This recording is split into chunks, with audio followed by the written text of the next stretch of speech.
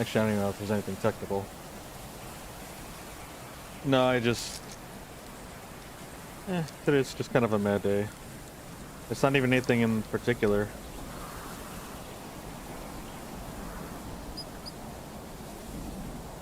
I did wish I started sooner. Because I'm starting the stream so late, I'm just gonna play ratJAM as well. And it's not gonna be a long one. I'm actually gonna go till midnight and then I'm gonna try to go to bed. I'm not gonna trifle or anything. I didn't get to do the short today. I had work that honestly was pretty mid that I submitted today.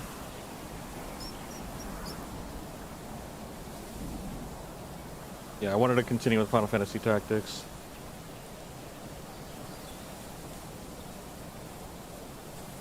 Yeah, for the next, like... I might put in a 2-hour stream. Just because I don't want it to go on. Like, I would like to have it be marked as, like, 2 hours.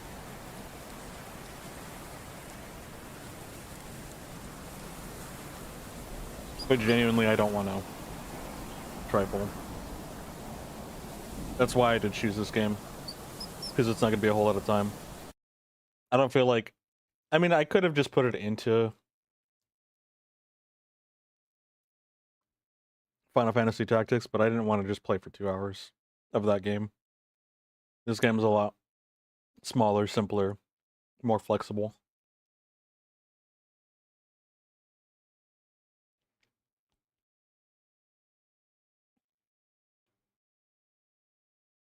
Oh, I'm trying to set some stuff up.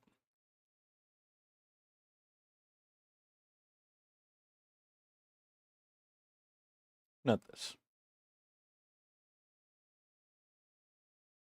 That's a little too dramatic. Yeah, I wanted it to kind of just be chill. I wanted to at least stream, though. I could have just skipped today, but I really didn't want to. I don't really want to do that to you guys. I didn't even want to do that for myself, either.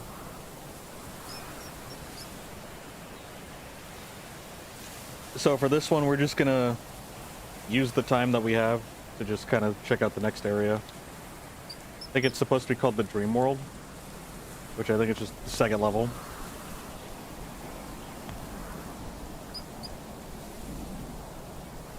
Well, the sensitivity is low.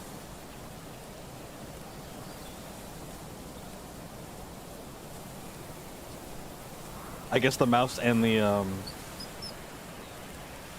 controller use the same sensitivity.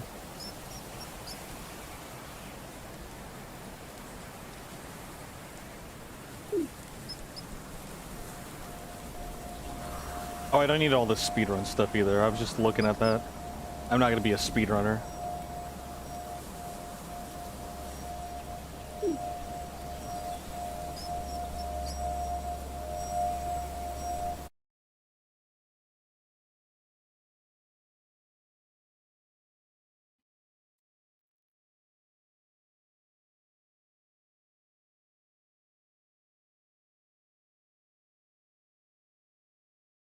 Ba-da-da-da.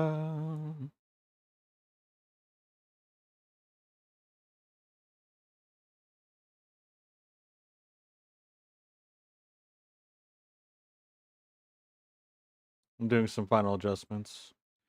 Well, I hope everyone's doing good today. Today's kind of just a mad day right now for me. Like I said, it's literally nothing in particular. I think it's just the internal weather, so to speak, you know?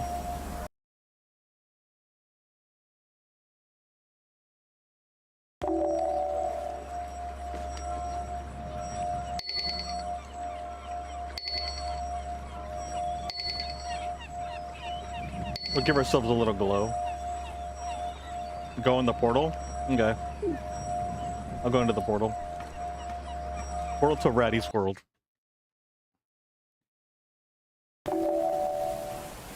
Oh, it just completely starts you.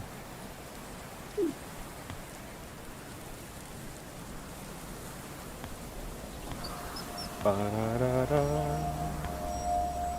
Okay, so the dream world. That is the... I have no idea how far this goes, how difficult it is. I heard it's more difficult.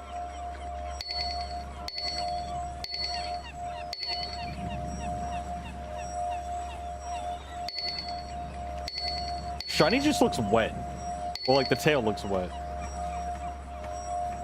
Hello, Ratty. Welcome to Dream World. You can return to your own realm through the portals. Have fun exploring.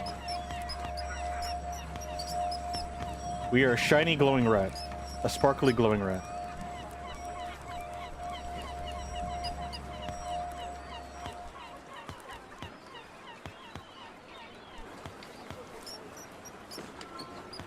Da-da-da-da.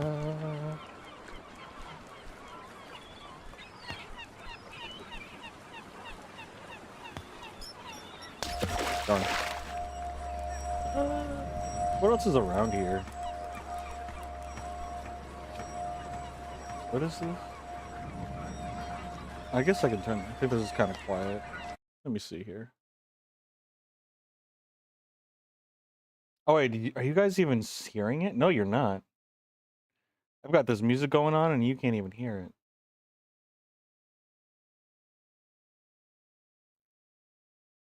Hold on. Let's see here. Audio. It's the exact same. Wait, what? I'm so confused.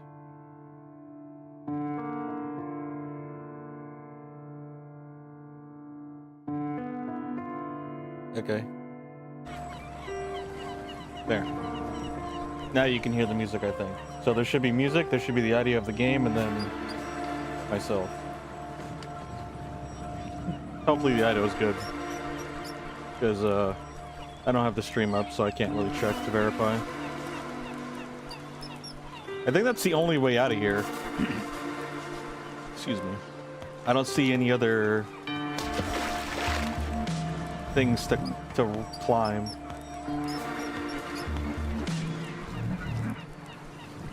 I'm just trying to look around to see what else is around here before we start our rat climbing adventures. Part 2.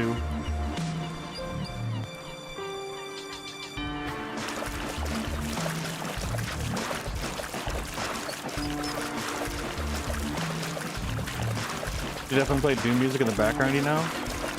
Oh hey, I guess we actually start here. Or we can. I should play Doom, huh?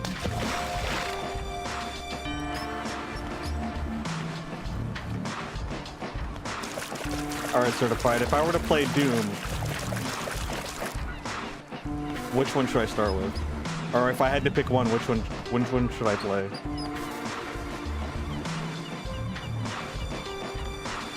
Or like, what's the best order to play them in, actually?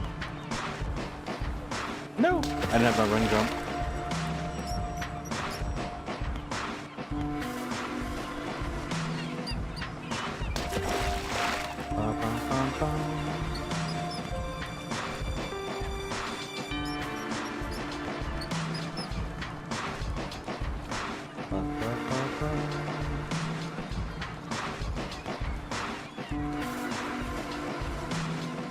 I think this is it.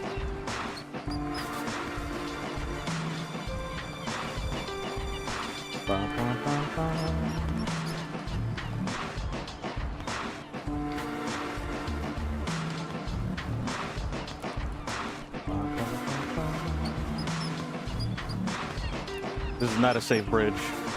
This bridge is a trap.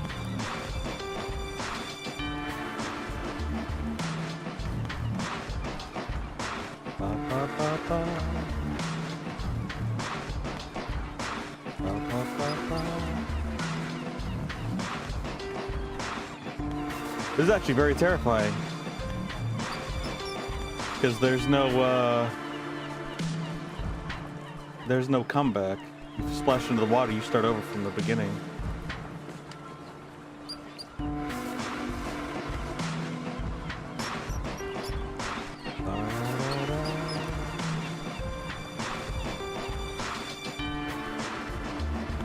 That was a little risky, I'm not gonna lie.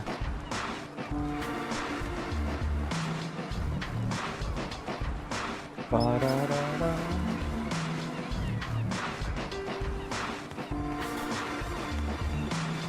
Well, let me at least check that you guys can hear me. Let's take a look here.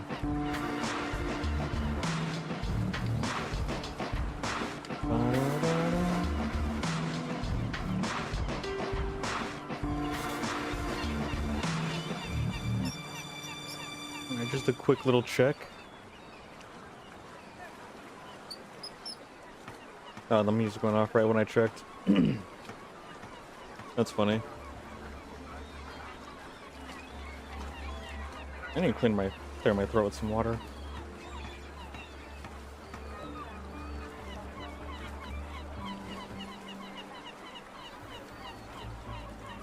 Okay, the game audio is actually surprisingly loud. Alright, let's go ahead and turn that down.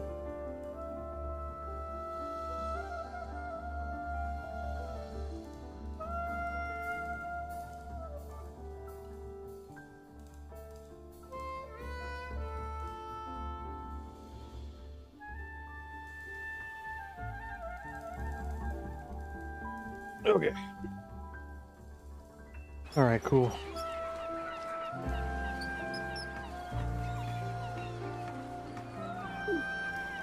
All the seagulls. Oh, that's unfortunate. That's sad.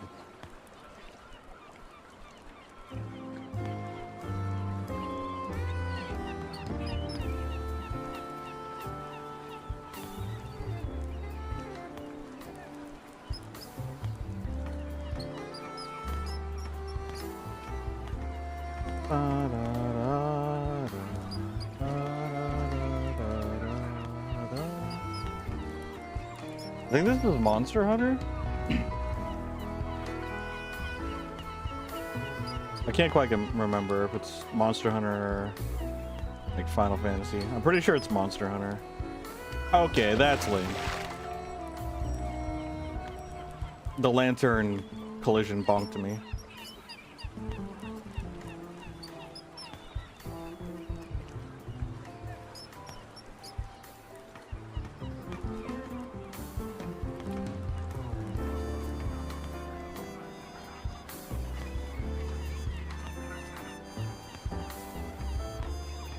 Hang on here.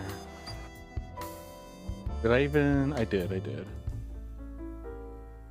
But it still says it's offline. I think there's a bug here. Let me check this. Yeah, that's a bug. Okay.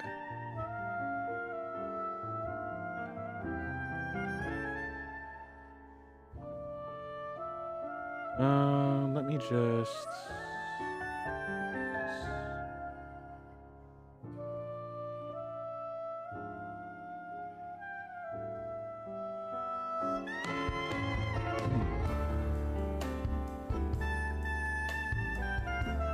Okay.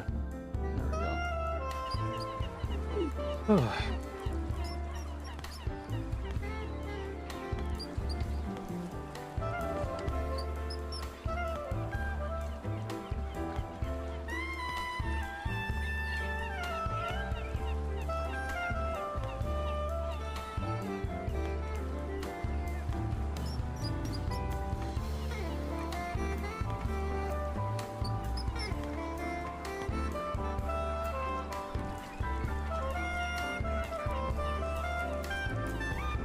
Whee!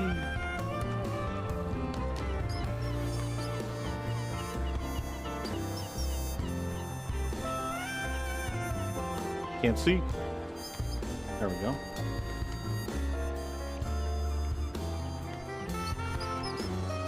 Where do we go here?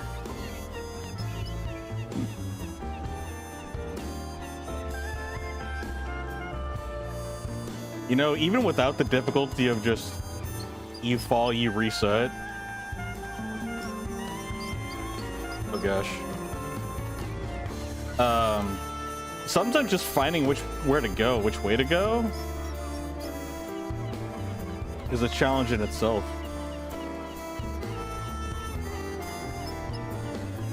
You have to go through and find all the nooks and crevices.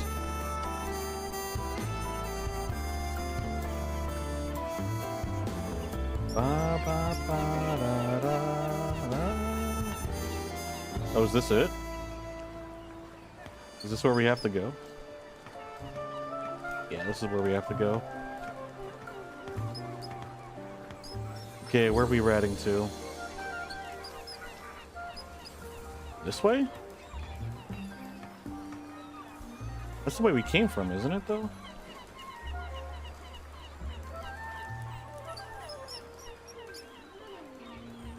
That's where we came from.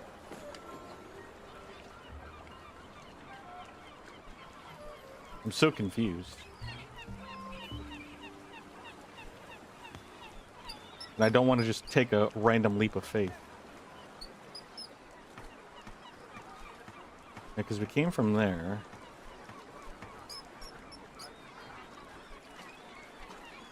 Yeah, this is where we came from.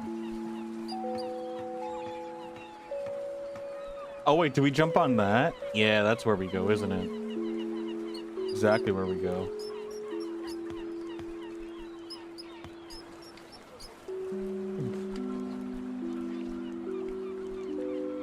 Yeah, this is where we go.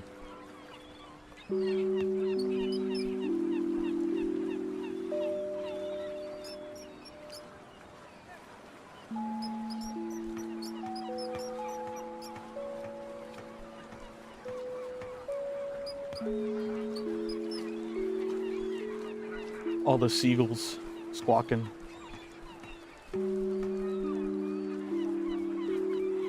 There's a lot of squawking gulls here.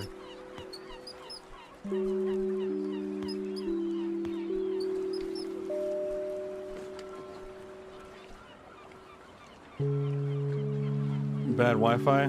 Gotcha. Later, certified. Thanks for stopping by. Hope you have a good day. Ooh, there we go. All right. We have a little bit of stable ground.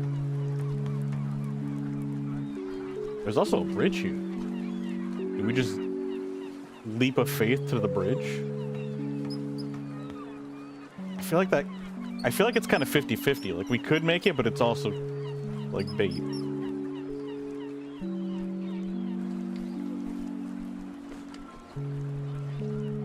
I think that is where we go, though. I don't see any other real directions here.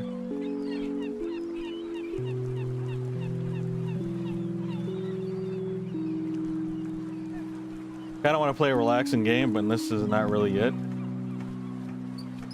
But I didn't have anything else at the ready.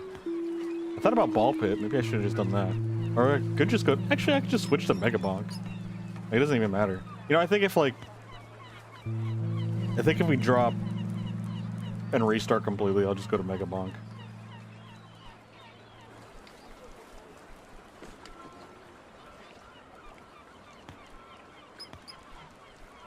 I also don't just want to throw this opportunity away just to see if this works. I don't think this is supposed to be here. Let's see. Oh yeah, actually no, this is supposed to be here.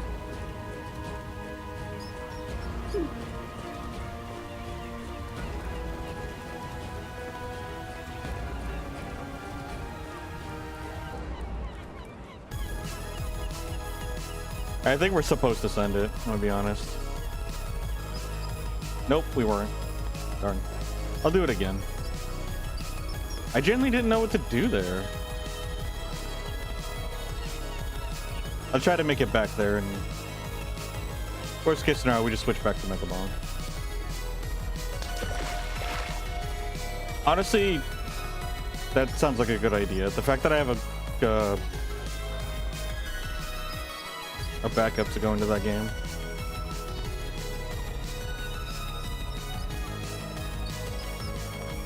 Bum, bum, bum, ba-dum, bum.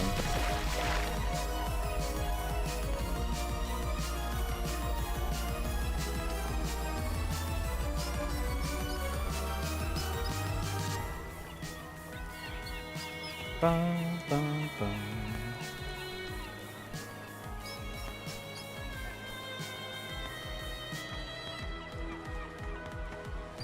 bum, bum, bum.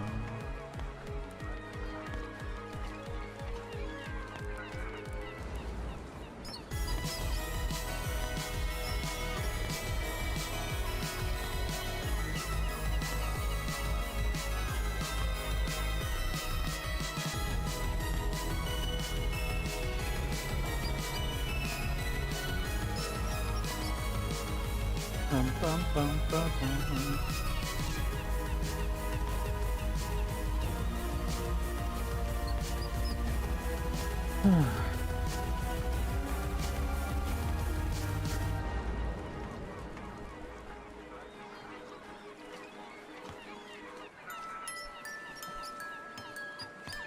Bum, bum, bum, bum, bum, bum, bum, bum, bum, bum, bum, bum.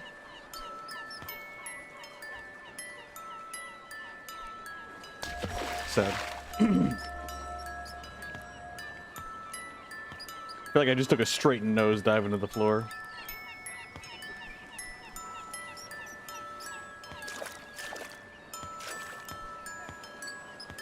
Too bad there's not a casual mode.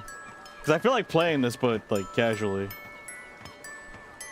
I guess the best way to do that is to just go play the other... Oops, I didn't do a run and jump. I didn't even know there was a ledge there.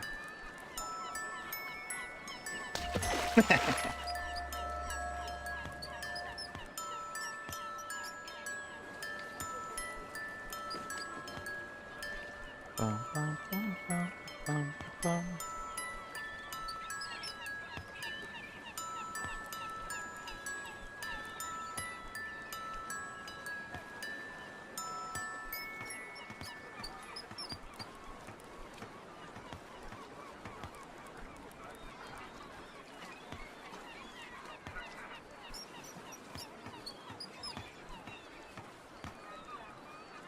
Corgi, hello! Good evening, sir. Sorry I wasn't able to really talk or respond much. Once I got in, I had to like really... I was doing a lot of work today. I had a lot of stuff to do today.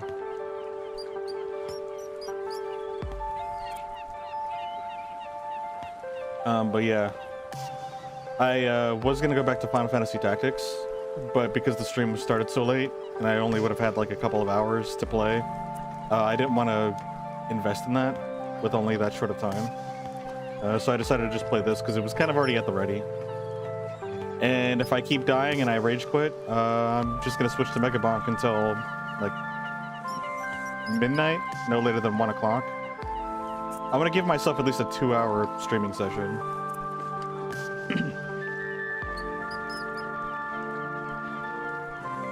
I appreciate it.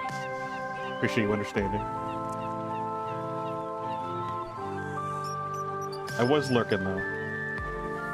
It was the least I could do. Plus it's a vibe just to be there anyway. I actually had a question. Is it, so you have a bar, right? Is it just a normal bar, or is it like a ramen bar? Because like, that's actually really cool. Either way, having a bar is really cool, but I like ramen. So there's my bias there.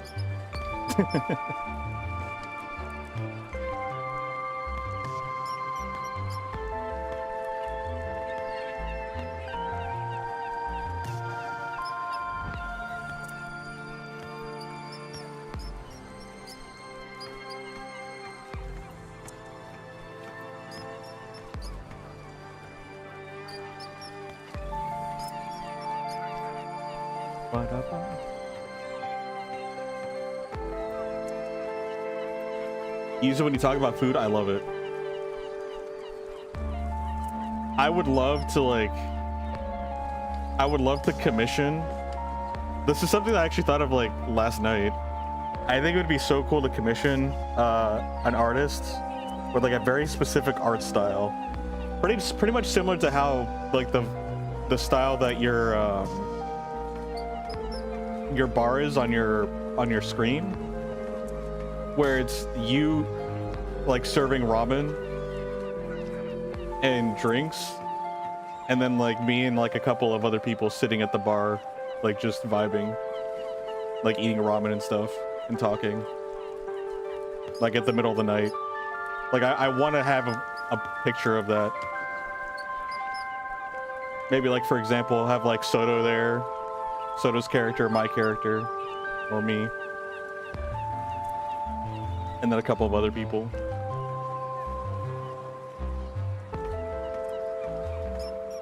You'd lose it. That sounds fun. It just seems like such a cool idea, like in a wallpaper format too. That would be such a cool thing, I feel like.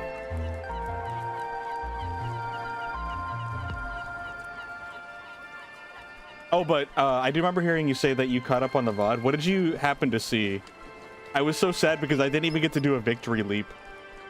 Because, let me reset this. Because I clicked the reset button, and the reset button didn't even, like, give me a confirmation. It just reset. I'm like, oh, well, that's a sad time. Because when you press quit, it gives you a confirmation. But reset just straight up resets you. No warning.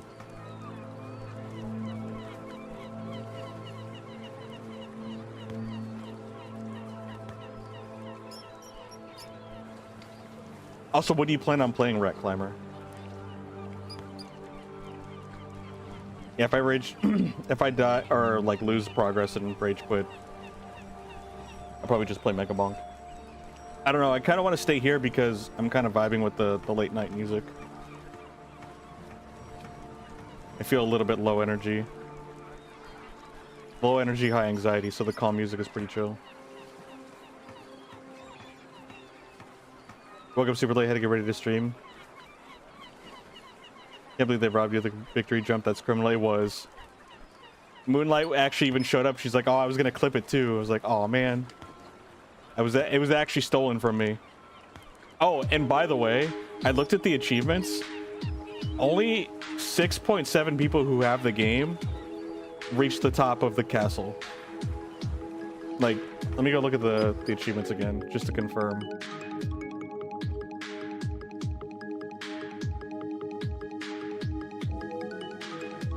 Yeah, climbing rat.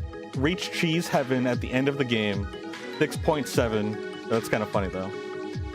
Players have achieved it. 6.7. Yep, I just realized 6.7.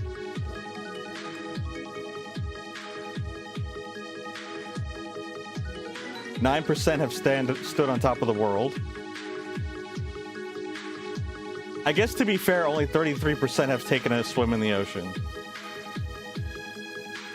15% have only fallen for more than 5 seconds. Dude, did a bunch of people play this, like buy this game and just not play it?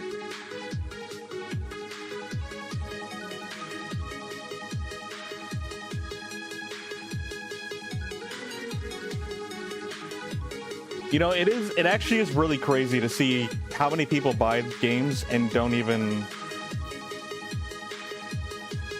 I don't know if, do you get counted in the statistic once you purchase the game or when you start the game up, when you boot it up? That's actually, that's how I'm curious as to how, the statistics and achievements function, because there are tons of people that have tons of games that have never even like touched them, but then there's also people that have like downloaded a game, opened the game, and then closed the game. On the reviews, most people have like an hour or so you don't think they've committed to the rat life. Yeah, you do have to commit. I'd say it does take a solid... Like, if you're a pro gamer, I think if I didn't mess up, if I didn't get that slip up in the pyramids, that was, like, just due to operation error, not even a legit fall, there's a chance that I could have made it, maybe in, like, 6 hours. But it still took me, what, 8.5 hours to do all of it?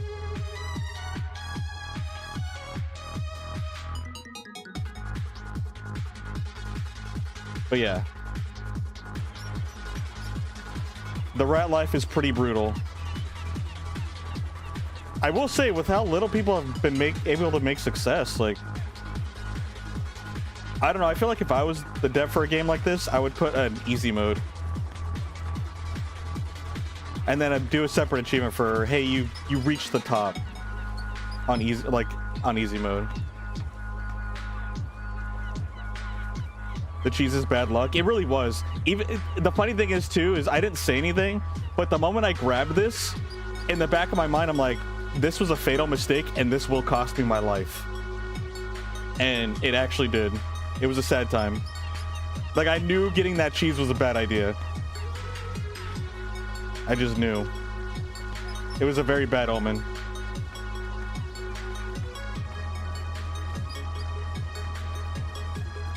I played enough video games to know that that was a bad call.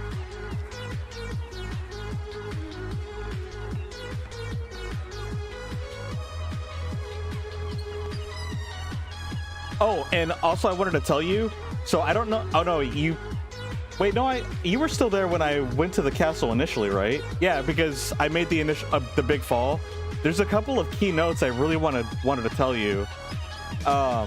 Actually, I could tell you right now. I could just jump off and go to them. So for one, at the very not the very beginning, actually at pretty much the beginning, when you start climbing up the cylinder tower off on the side, you don't have to do a running jump for all of those blocks. You just have to do a normal jump. I don't think you're oh, I'm gonna turn this down a little bit for myself. I don't know if you can hear me okay with the music, but it's loud for me. I can't even hear myself think. So yeah, you only have to do a walking jump. You don't have to worry about doing a sprint jump. And then, so where you have that big jump where we both fell at with the planks that has a really tight jump on it. If you fall, or you know you're gonna fall, try to drift. I think there might be a lip that you can drift into if you hug the wall as you're falling and be caught on it, or try to drift left or right and land on one of the little platforms that's sitting there at the bottom that's connecting the castle cylinder tower to the main tower. If you land on there, you'll be able to walk over to a plank that allows you to start over again. If you fall in between them, where we fell,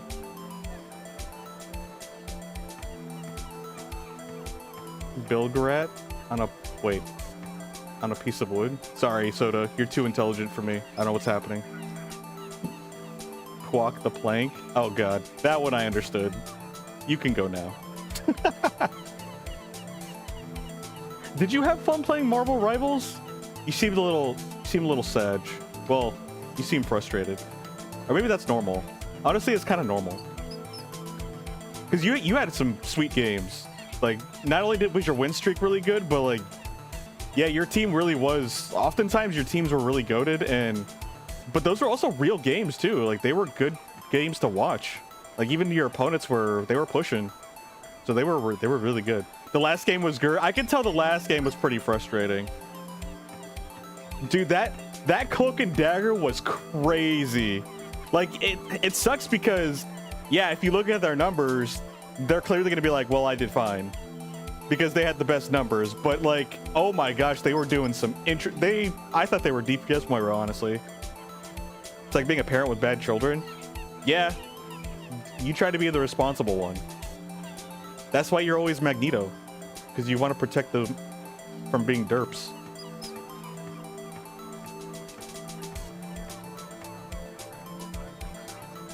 You're not allowed to say you told you so. It's like being maybe it's like being a step parent. Like, you have the responsibility, as in, like, if they do something, it's on you, but you have no control or authority, because they're like, you're not my real dad. And then you're like, oh, okay, well, GG. You're the father that steps up. Gosh dang it, dude. I swear your charisma's at like 11.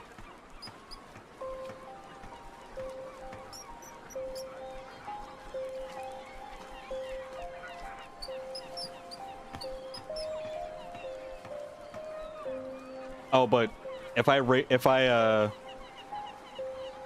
die here and I decide to rage quit, I'm just gonna play Mega Bonk for like an hour. I don't even know where to go from here. Wait, how far did you explore this, Corgi? Did you get a chance to like explore much of this place? Because frankly, I don't know where we're at or what I'm doing. Explorgy. Corgi the Explorgy. Explorgy the Corgi. This one's really confusing. Yeah, there's a lot of... You gotta be really attentive. I definitely recommend finishing the first one before doing this one. I wonder what the percentage is for this one in terms of achievements to getting to the top.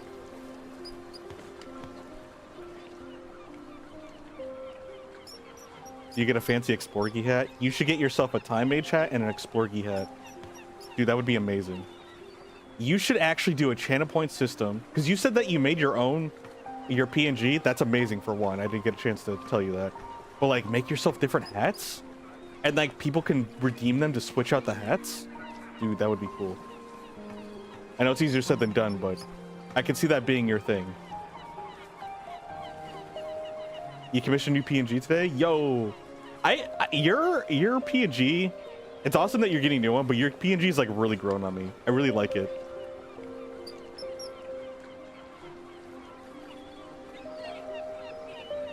I've grown attached to it, actually. Like you are Soto. It's gonna be weird seeing you evolve or transform, if you will. But I'm interested. I am very much intrigued.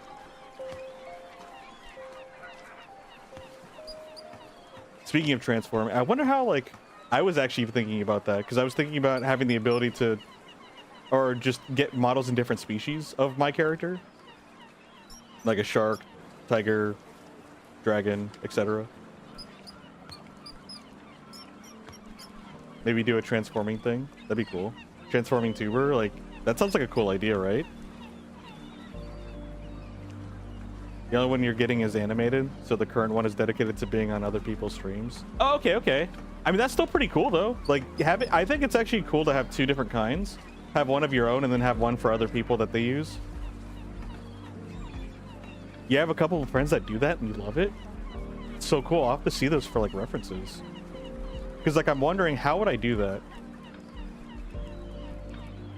Like, I definitely have this weird, like, balance that I'm trying to do for myself, where... Like, I'm a wolf, so I know it's very generic and very plain. Or stereotypical. But at the same time, I am trying to add, like, flair to it. Or some uniqueness. No! Oh, I saved myself. Okay. It's kind of like... what? I think we've talked about this before. I can't remember how I explained it. I guess it's kind of like modern art, where it's not that it's simplistic, but you're very selective with the artistic choices you make. I guess artistic is it minimalism? I don't know what the words are for it. I don't know the terminologies. But like a lot of furries and a lot of the community, they're very rainbow colored, very, very colorful, very vibrant. And I like and appreciate that. I think for me, in terms of my personality, I like having that, but also I like a mix of creative professionalism. I don't know. There's like this weird balance that I'm trying to establish. Am I making any sense? The two people that come to mind do it different ways. I'm thinking about maybe like, it's a little cliche and a little silly, but I guess like the transition between the different species, just do like a smoke, like a puff of smoke kind of thing. Kind of like a Ramna 1/2, or like just like, you know, a ninja, like Naruto transformation type thing where it's just a puff of smoke.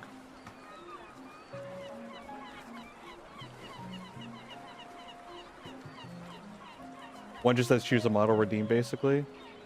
The other one is actually automated that if you redeem the species, then automatically changes with him, having to manually do it. I'm actually, so with the model or the program that I'm using here, you can actually have it where the different, depending on the redemptions, it'll keep track of those and it'll automatically switch it for me. I just don't have anything else to switch it to, so I have to get models for that. You love having it automated? So did I. I'm gonna have mine automated. You think they both do the smoke poof? Oh, okay. Well, then I'm doing the smoke poof. But I already know how it's gonna get done. I just need to honestly just get one other. If I just get one other 3D model made, I can just have it where it just toggles between the two as a starter. It's super cool. It changes without feeling like it interrupts the stream. Yeah, Ghost actually has that too. Like if you go to the Werewolf Ghosts stream and you go to his redeems, he has different models that he can swap to. That get swapped automatically through channel redemptions.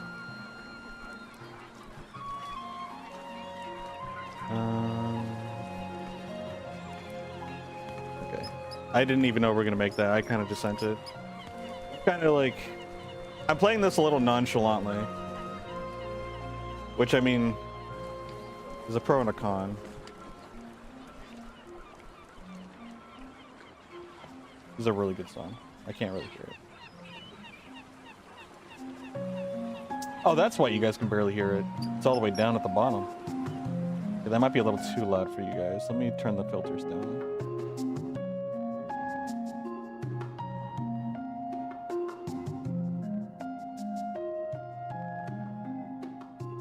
Let me see how that sounds on the stream.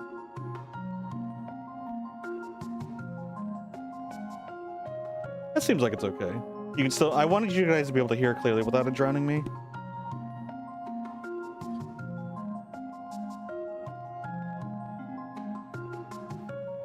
Imagine being a chalant rat. You can't. Wait, what? You've never seen a chalant rat?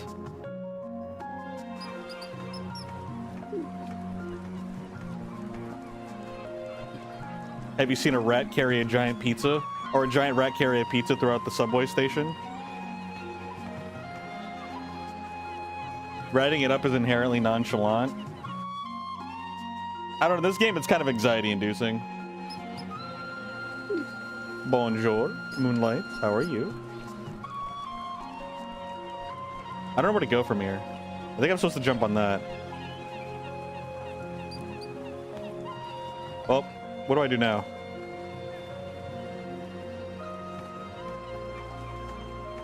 Don't tell me I'm supposed to jump over there, because that does not look like it's jumpable. What is happening? Where am I supposed to go? I actually don't know where I'm supposed to go. Like, genuinely.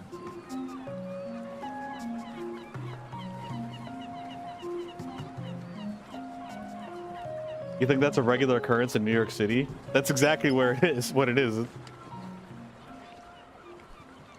I don't know where to go. Okay, this is where I go. It just, from that angle, it just looks so spooky.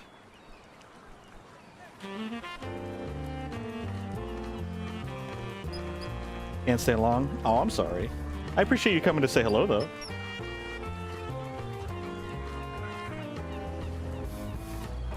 Can't wait for this game to have the surfing DLC.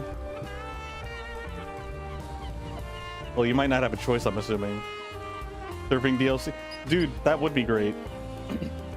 Playing this game, I'm kind of low-key thinking, I kind of want a legit, normal game where I just get to play as a rat. Like, give me a AA game where I just play as a rat, ratting everywhere, embracing my inner rat. Give me Ratatouille, but an actual good game. Or Rat Simulator, yes. Where am I supposed to go? Well, dude, what is happening? Oh, wait, maybe we're supposed to go up there. Maybe I missed the place I was supposed to go.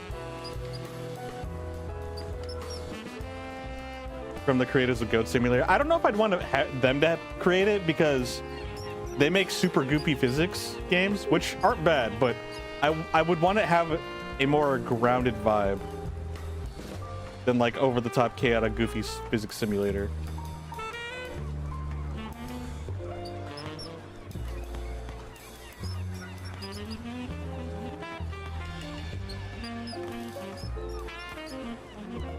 Ouch. I bonked in my head. Untitled rat game. Perfect.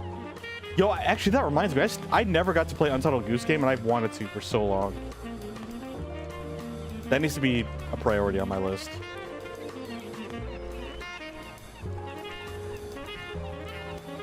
What do you want from me, game?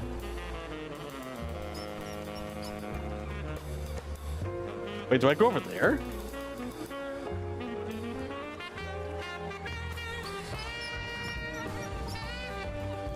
I was not expecting this. Goose Game is funny. Have you played the Goose Game, Soto?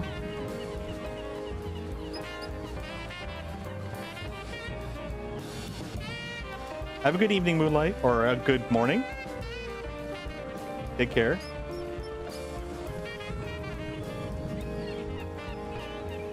Hey, 7th Street. 8 a.m. Yes, have a good morning.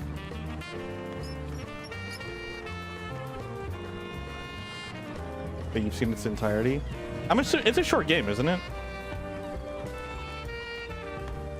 Ba-da-da. Oh, and I don't know if you guys know this. Moonlight was there to witness the grand finale, since Moonlight had breakfast and lunch, and then during their lunch they came and saw. I actually, because my controller was so jittery, I had to switch to keyboard and mouse. Like, I had no choice. And it took some getting used to, a lot of scary moments, because I would actually do a lot of misclicks, but it helped with the straightaways, surprisingly. Relatively, yeah. I'm assuming it's probably like an 8-hour tops game. I guess I could actually just look up how long it takes. I beat it with keyboard and mouse. I did. I beat the game with keyboard and mouse. No joke.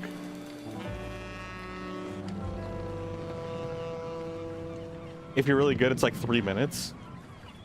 Wait, the game is that? Wait.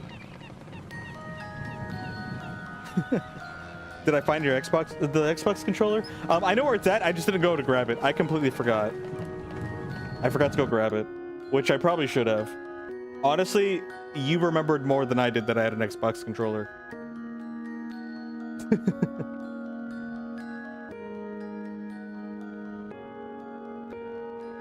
Untitled Goose Game time. How long is this game? Its main story, approximately 3 hours to complete core campaign. Completion is 6 hours. Okay, so speedrun any percent. Less than 4 minutes. Okay, it's like a super short game. It's a one stream game. Okay, it's one stream game if you play straight through, yeah. See you later, Moonlight. You have a good day.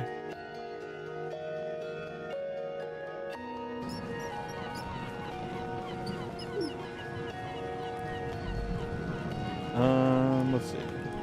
This way? We read in here. Treasure! Whoa. Why is that like... That's so... Okay, that scared me. I thought that was like a black pit, or... That wasn't just me, right? The world's wealthiest rat. You thought that was the void? I thought it was the void too! Or like the water. Like, that's why I got scared. Praise the void! I totally forgot about the void. I want to do more with the void. I also want to play Cult of the Lamb, so we can have Cult of the Void.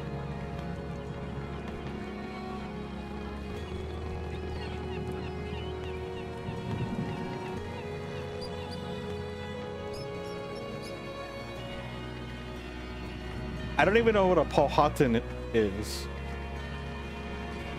A raccoon, which means he who scratches with his hands. Name is accurately describes their use of their paws. Soto, he who scratches with his hands. That's a perfect... What? I can't land on that? That is a perfect description of Soto. One who scratches with their hands. Or their... Yeah, their hands.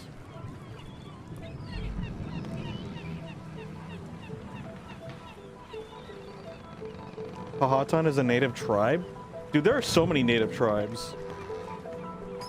But that is interesting to know.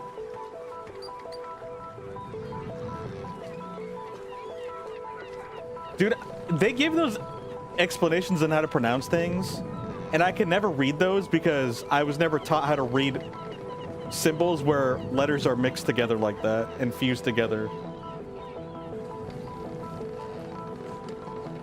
Northeastern Woodlands, who belong to the member tribes of the Powhatan Confederacy. They are Algonquian peoples, which I don't know, whose historic territories were in East Virginia.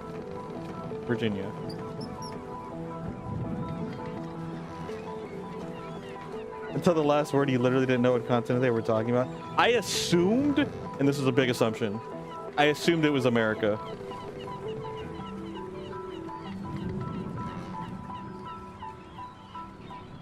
Probably a good thing to learn how to read. Yeah, but who teaches that? I wasn't taught that in school. Then again, reading is also like one of my weakest subjects.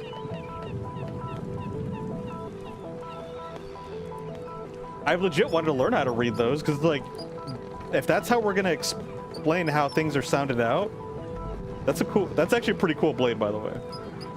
I feel like it's kind of important to know how to read.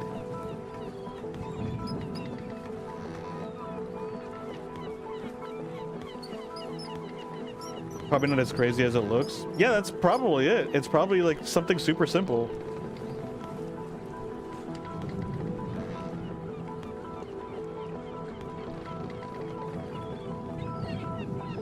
Or I can try to just Sopapilla. I mean, yeah, that's how I do it, and pretty much every other American that I know. I think this is the way I'm supposed to go. Someone give me a lighter or a match. Ah! Dude, my camera like... Oh yeah, I'm glowy, so it kind of blinded. I flashbanged myself. That's crazy. Oh god.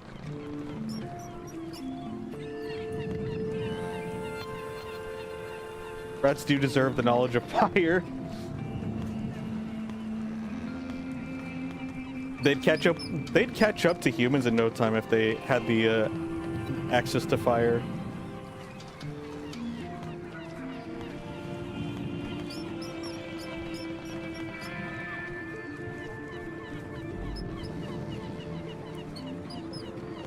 I hate this.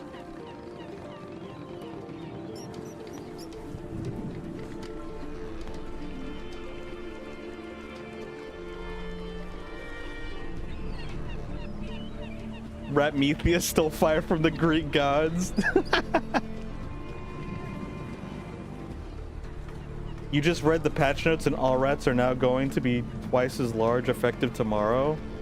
Wait, what? I feel like you're memeing with me.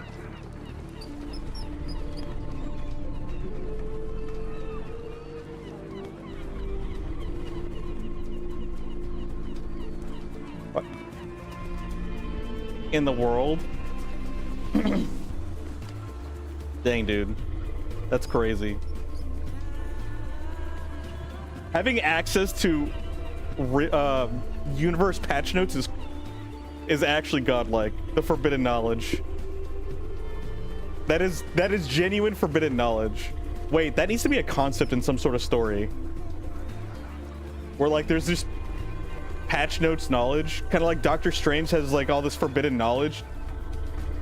But a person that just knows the patch notes for life.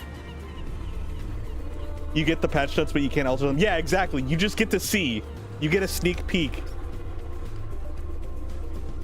And then you try to warn people about these patch notes and people think you're crazy.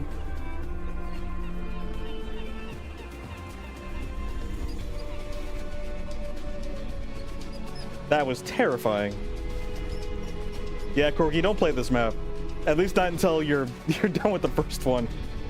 This is awful. Hurricane radius increased by 150%. That's, oh man, that's awful. Patch note, the sequel to Death Note, or the prequel.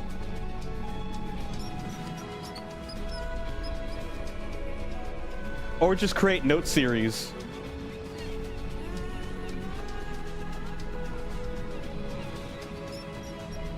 Wait, this is cookery? It actually is. It actually is. Oh god. Dude, I'm sad. So another thing too, and this is on me. If you hold your run button or your walk button, and then you, so I'm running right now, and then you click the opposite button, in this case my walk button, and you let go of it, but I'm still holding the run button, you go back to walking. And you have to re-click it.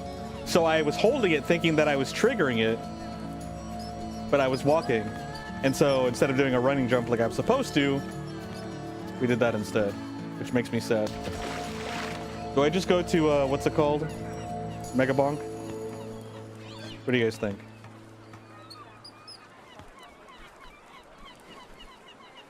Cook, appropriate, yes. For Corgi is actually cooking with that. What'd you guys think of Death Note? Wait, I think Corgi said that he liked it. I guess I can define it. It's okay. I always struggle with finding emotes too. You haven't seen it? I'd be interested on... Are you big into anime, Soto?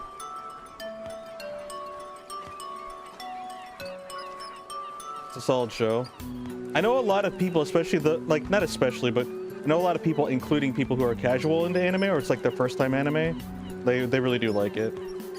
I think the more I analyze it, or like sit on it, I do agree with like, there's a lot of people that are like, Light shouldn't have, like, things shouldn't have happened with oh, not Light,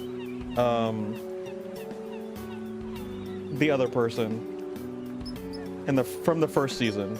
That was like the adversary to our character.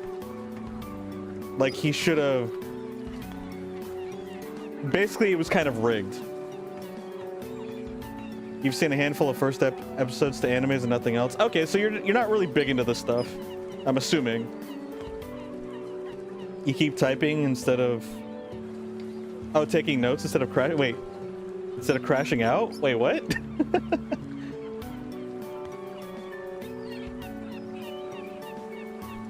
Not at all.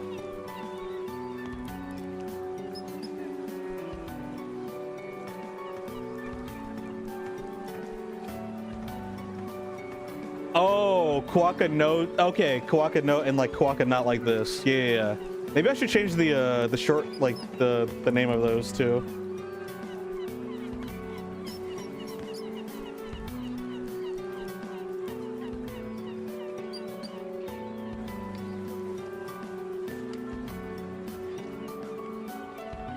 You want to crash out? I want to crash out too, honestly.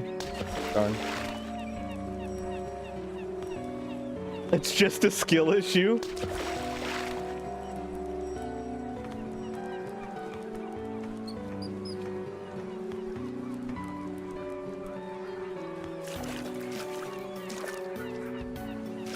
L, yeah. I think it confused me because it's L and then Light Yagami, right? Yeah, I liked his adversary in the first one better. And he shouldn't have lost. Realistically, like he shouldn't have lost like he did. And the way he lost was even worse. And to be honest, like I don't know. Light is smart and he's kind of portrayed that way, but at the same time, I feel like he's also kind of dumb. And unfortunately, I hate saying this because I really don't have any evidence off the top of my head to support it. But like the foggy feelings and memories I have of that, I just feel like, I guess especially how it ended, he just felt dumb. But I think it wasn't supposed to convey as dumb. I think it was supposed to be more of arrogance and ignorance, or not ignorance, but arrogance. I think arrogance was supposed to be his downfall, but it felt more like it was just being stupid. I'm assuming that's probably where I'm getting my mixed feelings from.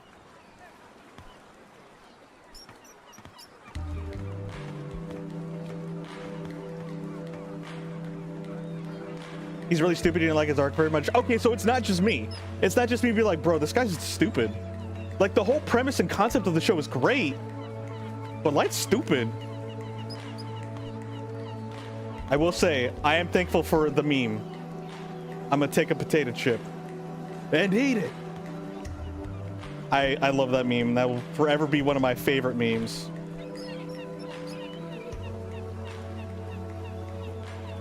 You don't want to work tomorrow? You've been crashing out daily? Crashing out at work or just in general? Because honestly, same. Like, that's kind of why I feel meh. Like, this whole week, I haven't wanted to do anything productive. Like, I don't want to, I want to be a bum. I actually legit just want to just not do anything.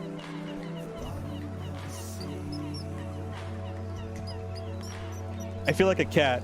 I wake up after sleeping all day, or sleeping all night, I'm like, man, that was a great nap, or I slept great. You know, it'd be great after waking up from that? A nice nap.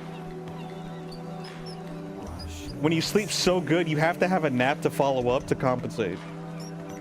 But it's not that you're compensating, it's so good, you just need a nap right after it.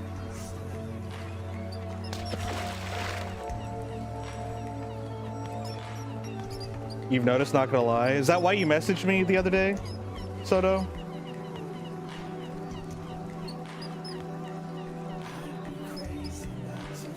I appreciate it, dude. I really do. Like, I was like, dang. Like, and that's what I thought too. I was like, oh shoot. I guess it was that obvious, huh? I mean, I was also transparent about it. I try to be transparent with you guys. I think that's honest. That's actually, I'm pretty sure, one of my faults too. Is that I'm too just honest and transparent. Like, just in life, I think I've kind of gotten that feedback a little bit from people. Not necessarily brutally honest, but more like detrimental to myself honest. Like a kid that like a child that gets themselves in trouble for being too honest. But not that they're trying to be hiding from it or sneaking. They're just like, look what I did. I drew on the wall. And it's just like, buddy.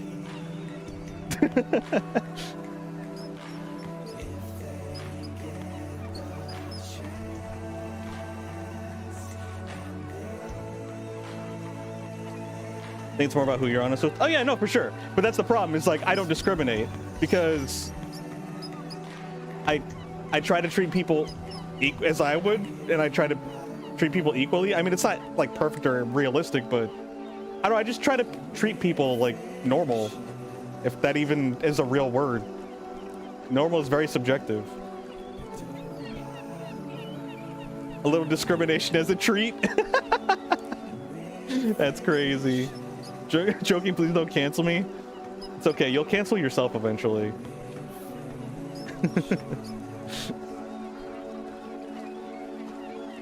Treat yourself to a little discrimination.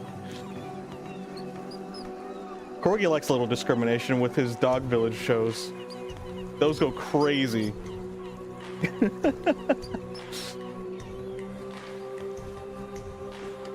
I feel like that alone would just cause Corgi to get canceled. Nothing else. You love Dogville? It's so absurd. It's so absurd. I just like watch that little animations that they create for the dogs. Like how they have the little stick hands, the stick paw hands to like pick up the cards and look at them. And I just bust out laughing. I'm just like, dude, this is so freaking great. But like, I'm also amazed and in shock because this thing is like early 1900s and they put so much effort into this because you know that's all like manual labor.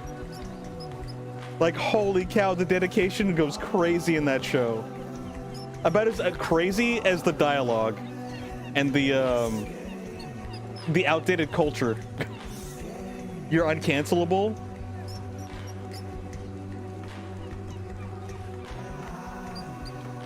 What's the opposite word of cancel? They did go hard.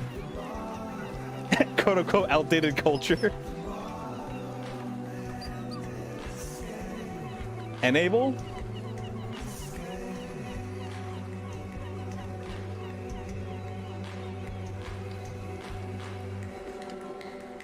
I guess. Man, that doesn't ring very well though. Continue.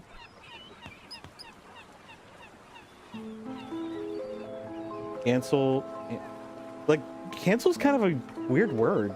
Now that I Like, the more I'm over-analyzing the word cancel, like, what's the prefix and suffix? It's just cancel. So continue would be uncanceled. Like, discontinued, yeah, it's canceled. And then, so you got discontinued and continued, but you've got canceled and uncanceled?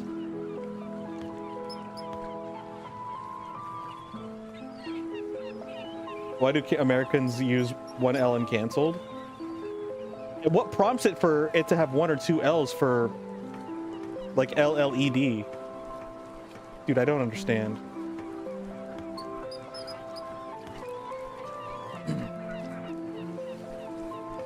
Yeah, that doesn't matter. We do what we want, Soto. If you want a more structured language, go learn a different language. Sounds like we got ourselves an eagle hater here.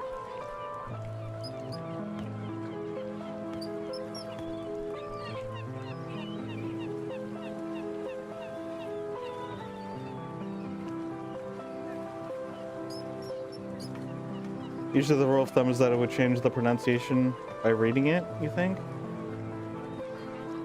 Cancel would change to concealed. Because ELE makes the E sound. Concealed. Interesting. Dude, Soto knows all the lore. I'm just a simple wolf. Reading and writing were not my forte. Which is funny because Corgi's all about that narrative.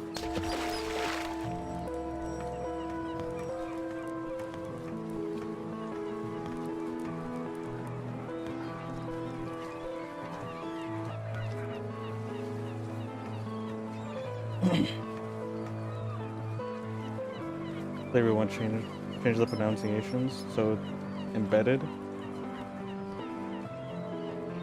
Embedded. Yeah, dude, I don't understand. I think if I mean, I don't even know if I'd learn another language or if I'm actually gonna end up learning another language in my lifetime. But like, if I was in a culture where I had to learn a second language and it was English, I would probably fail English. No, I would fail English. I'd barely pass my own language if I was in any other country that had to do that. You're trading your knowledge of English for Cantonese.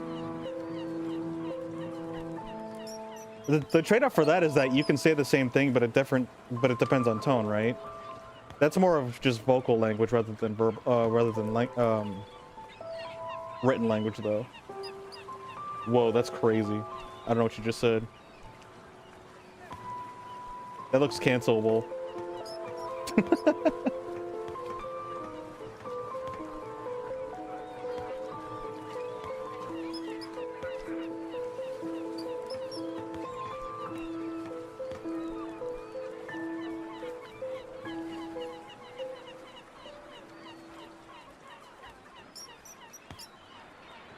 You respected your character into a different language? The Soto situation is crazy. That's the headline. That's the YouTube thumbnail headline. And then, oh, I don't have the hand tracker, but then it's just opening your mouth and putting your hands on your head in shock, because that's like everyone's thumbnail. We were talking about thumbnails yesterday, and gosh dang it, dude, that triggered me. Triggers me right now. Critical better get on this.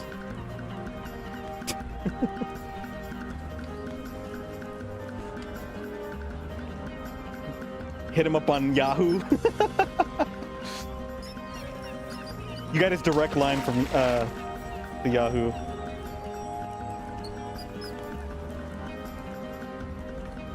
Why is it called a thumbnail? I don't know, man. Why is it called an aglet?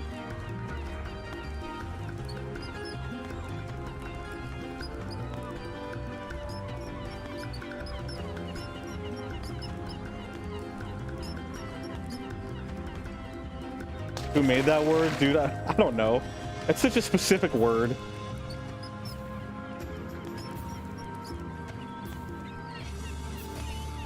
I think I'm gonna go play Mega Bonk.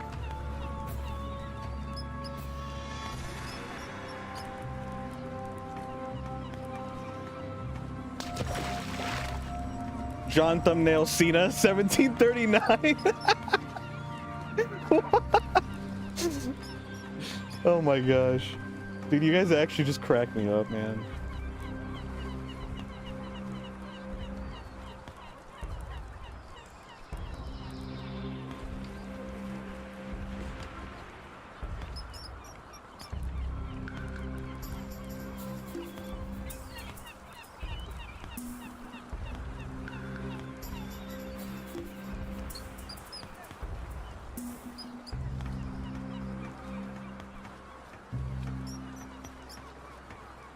Oh, Soto, kind of random, but have you tried out Rivals of Ether 2 or 1?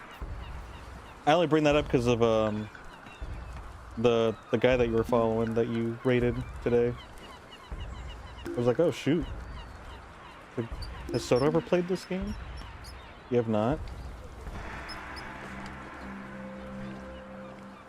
Maybe you would if they had a raccoon in the game.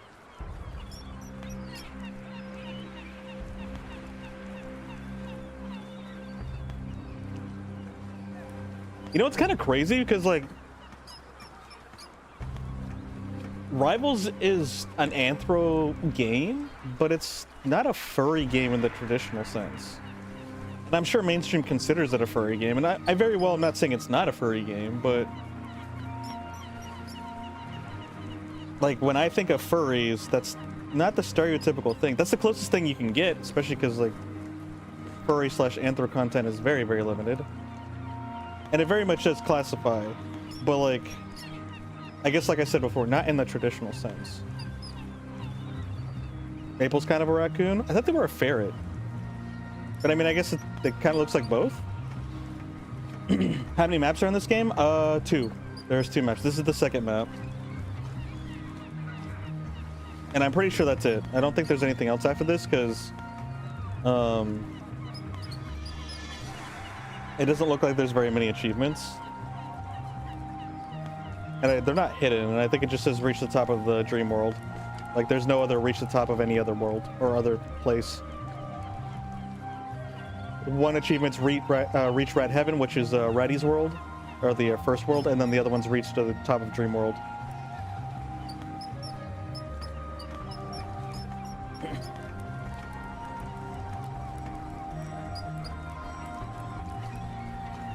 You think she is close enough? She's got a mask. That's important. Wait, Maple?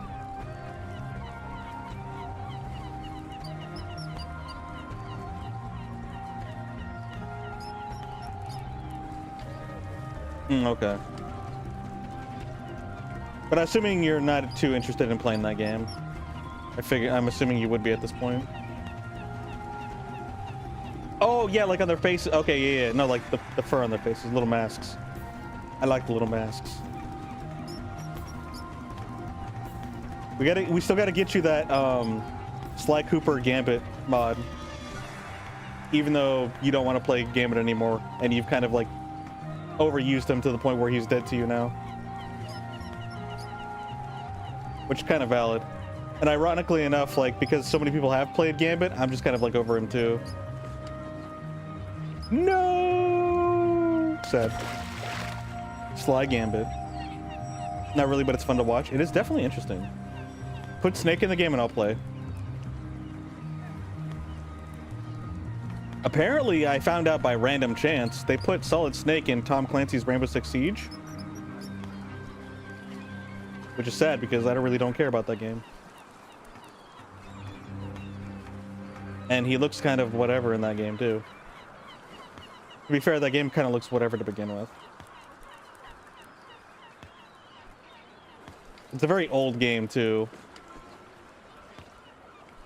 They did Snake dirty. Heck yeah, they did him pretty rough. I think that's like the worst Snake cameo I've ever seen. They did him better in Fortnite, which is saying something. But they tried. They definitely tried, but yeah, he's kind of silly in that game. Like, that game is just not fun.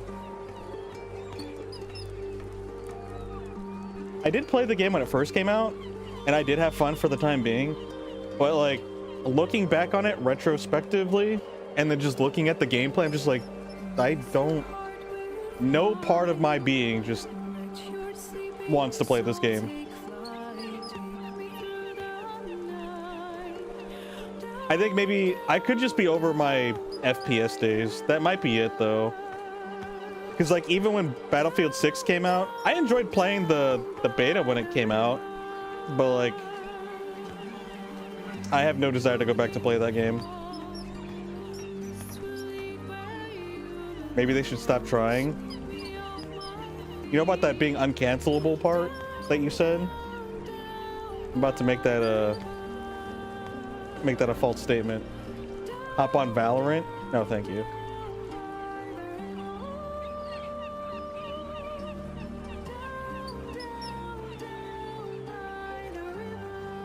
You don't really hate playing him, you just hate the way the game plays when he's allowed right now?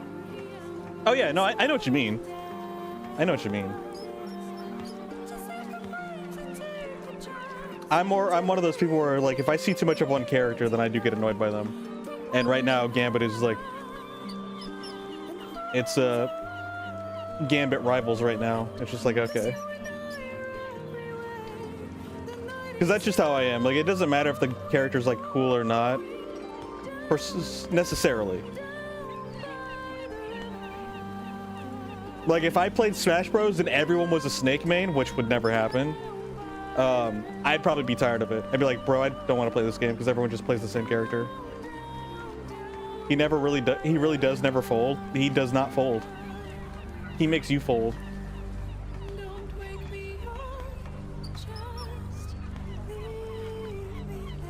Hop on 007. 007 multiplayer competitive. GoldenEye. Classic version where it's one screen split screen, so you can still screen peek. All this technology still have the capability of screen peeking. Everyone is a Steve main instead. Yep, everyone's got either a Steve main and or has a Pocket Steve, and it's just like, bro. To be honest, I'd rather ban Min Min than I'd ban Steve. But fortunately, barely anybody plays Min Min. But Steve is just so annoying because everyone plays him.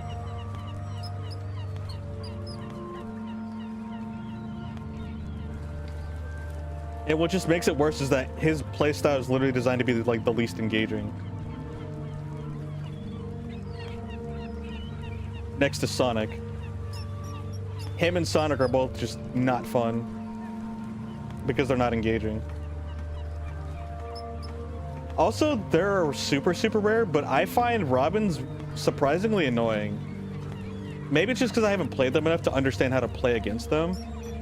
That could very much be it, because that's kind of what happened with me and Ness.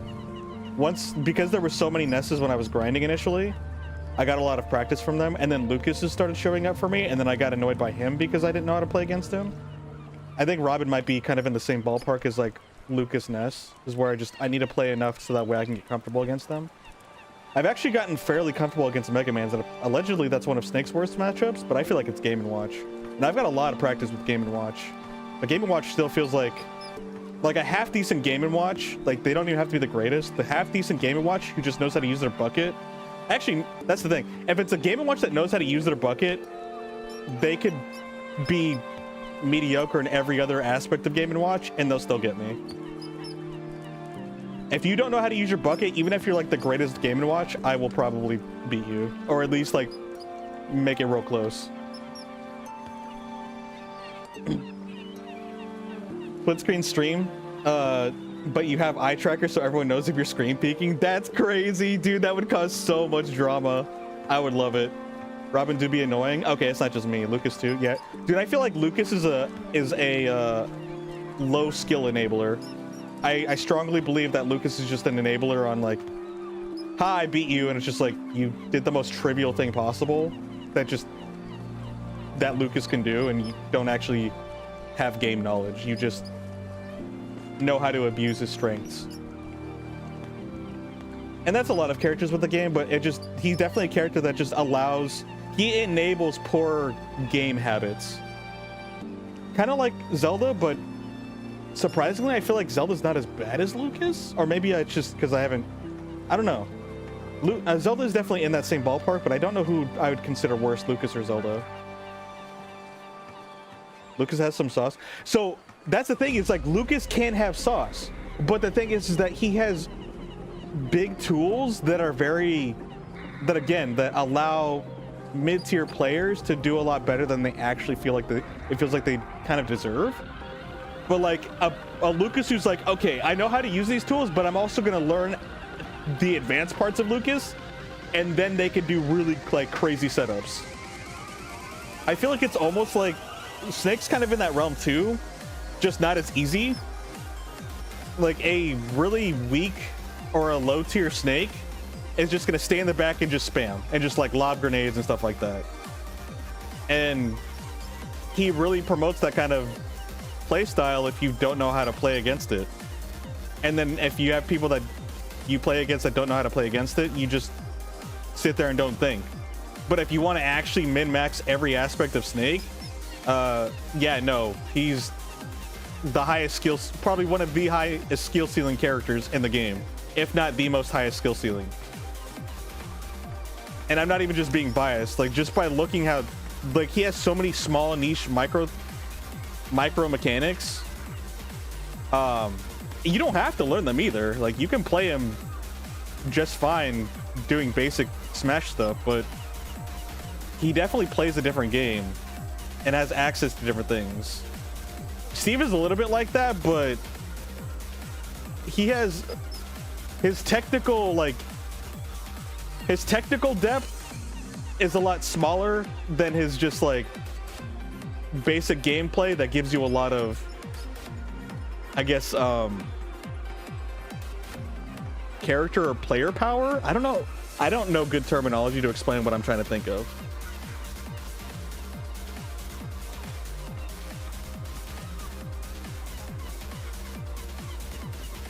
Like you could do some tech with Steve, but not very many people are going to be using that tech. You can play Steve at a very basic level and still get majority of what Steve has to offer from just being basic.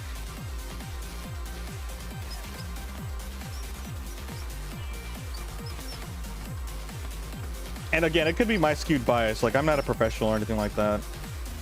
And I do have my biases. And plus I only play one character anyway, so it's not like I played the whole roster.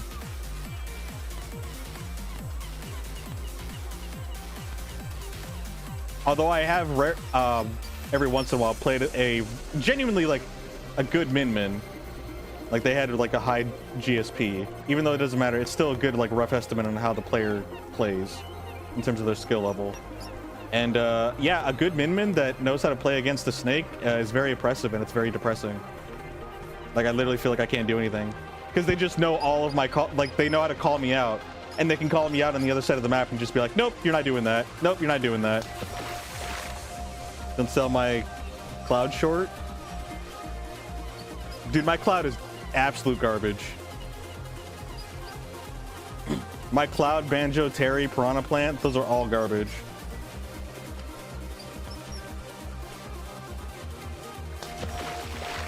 I legit don't know how to play that game outside of Snake.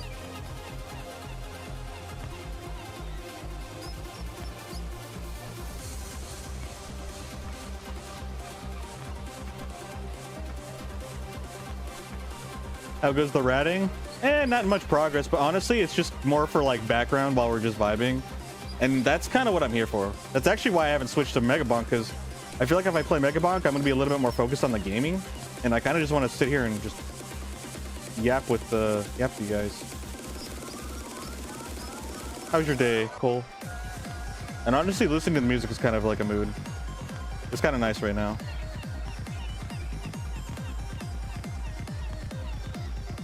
At this point, I'm not even worrying about falling. Like if I fall, I just restart and just start hopping around again.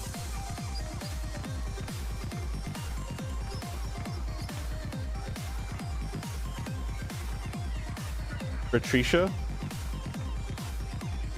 Mad today? Yeah, I hear that. I feel that. Hop onto the mad boat. You're gonna get so good at these first 20 jumps. Chill. That sounds like a straight up backhanded compliment. I mean, I don't have to fully focus. I'm yapping with you guys.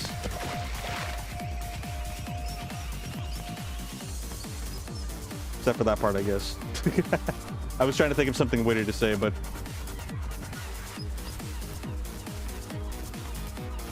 Can we have a grumpy hour at the Quokka fan meet and greet? Soda be having all these ideas. A grumpy hour at the Soda fan club meet and greet sounds like it'd be great.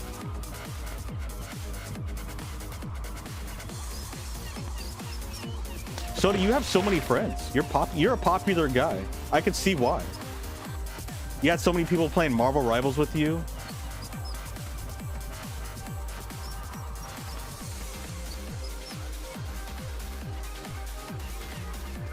You're so down for Grumpy Hour. Grumpy Korg Hour.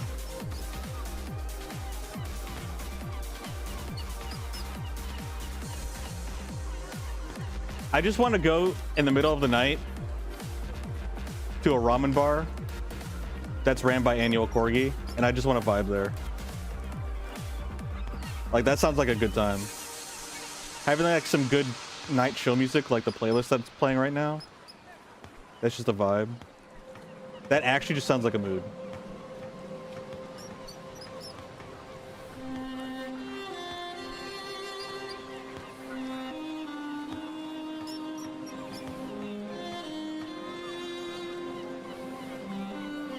Your trick to get people to play with you is to stream, you guess?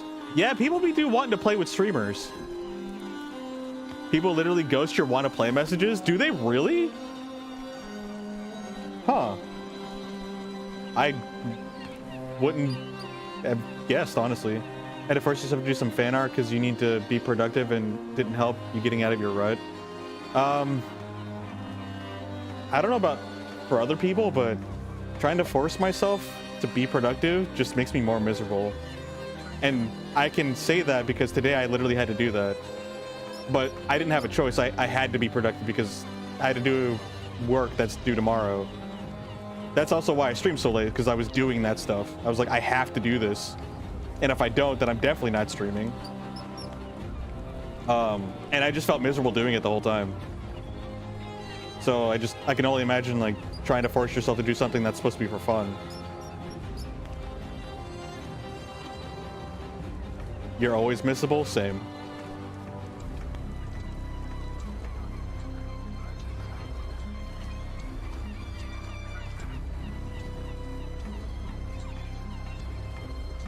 Either a ramen bar or a pretzel stand called Prezzacolatl. That sounds great. I have to be in the mood for it, but I love me a pretzel burger. I held on to my walk button there, game. The game actually stole that from me.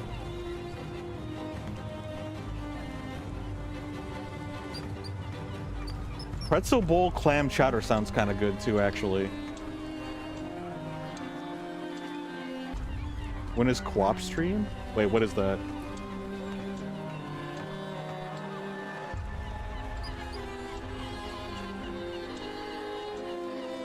Oh wait, I missed some other messages. That's why you turn on stream, so you can just press play when nobody is online. Wait, what prompted you to stream today? Exactly. Was it that? Like, were you just like, I'm just gonna go play this video game and then people will come and join me and I can play with friends?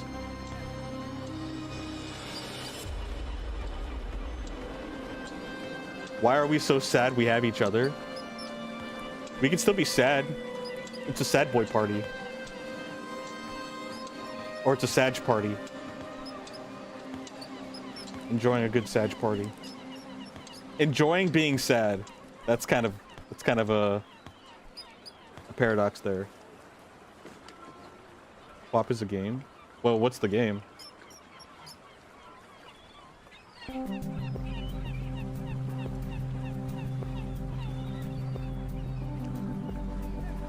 Oh, what's a pretzel burger? Have you ever heard of a pretzel bun? Or like, you know pretzels, right? Well, like pretzels aren't just like hard little sticks. You can basically have like the outer shell of a pretzel, which is brown, on a bun. And so the bun is like still super soft and squishy, but it's got the exterior texture and appearance of a pretzel. You just cut that in half and then you put a burger in there. And you use it for a burger instead of like a normal hamburger bun. That's all it is. You've been wanting to stream recently anyway. Realized recently you were spending literally hours in the lobby waiting for responses to your "can I join" messages. Aww, I want to give you a hug. I'm so sorry. It always does. Like, being empathetic sucks because like you really can't take things personally, but like you can't help it. You really can't, because everyone's just like dealing with their own struggles in their own little worlds. Because it really do be about us and ourselves, and we're the anime protagonists to our own stories, which that's just natural. But I think, like, I try to remind myself, like, with how much I think about myself and my situation, everyone's doing the exact same thing. I literally don't exist in other people's worlds, and not like that, not like in an extreme sense, but I mean, it's like we think about ourselves a lot, and we all do it. I don't know where I was getting with that. But it's kind of cool that you're wanting to get back into streaming, because I've kind of felt bad bringing it up or like shouting you out, because I felt like I was like peer pressuring you into doing something that you didn't want to do. But it was cool. It was cool to come and see that you were on. I was like, oh my gosh, he's back. Do they dip pretzel buns in like a normal pretzel? Wait, what? So what, like you put pretzels in a pretzel bun? Well, like, oh, you mean like dip? So like, to make a pretzel bun, I can't remember the exact recipe, but I think you have to do something where you take the dough of the bun, or like not the bun, but like the dough for the bun, and you have to boil it a little bit in like vinegar water. And I believe that's what causes it to have the chemical reaction to have that brown crust. So I think you do something along those lines. Or is it that you coat it in vinegar? I can't remember, but it has something to do with vinegar being involved before you actually bake it. And it'll turn it into the pretzel bun. Done the second burger era. You act way more yourself with us. Do you? Do you not act like yourself on stream? Or are you saying that's where you act yourself? Oh, okay. As long as I'm not like pressuring you.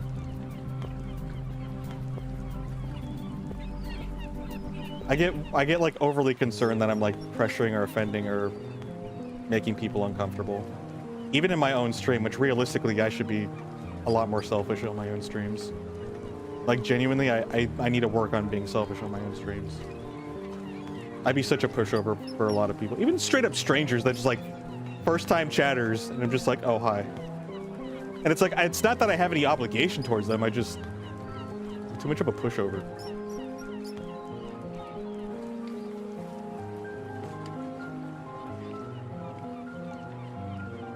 They dip it? Okay. Yeah, it's nothing super complex. It's just like vinegar and something else. Sodium hydroxide. When you're with a lot of other guys, there's like a lot of people who prefer having a lot of attention, so you're just like a backseat more. Yeah, when I'm in a group, I very quickly take the backseat and very easily take the backseat. That's why I like having my own stream. Because in any other setting, I very quickly take the backseat. I'm like the polar opposite of what you see me here. And if you guys, and I know some of you guys have seen some of the streams, even when I like collab with other people, outside of Soto, weirdly enough, I think that was the most animated I've been on a collaboration with Soto, is with Soto specifically. No! I got bounced off the rope. I'm usually a little bit more quiet, more monotone. And that's actually the more normal me, shockingly enough. Like, that is the IRL version of me. The offline, off-stream version is being a lot more monotone. Like, I actually have a resting mad face. People thought that I was like angry or like wanted to beat them up. Like that's like the aura I give off, is that I'm like angry and that I'm ready to fight. This is my dang domain. It really is. And I'm trying to allow myself to take my domain and express myself in it more. You would DM me if I had a problem? Or if you would DM me if you had a problem? I'm glad you trust me like that. Making pretzels is kind of dangerous. Wait, it is? You think about the Daredevil clip all the time, you're not gonna lie. Dude, I loved, like, Daredevil's such a lot of work, but it was such a good time playing as Daredevil.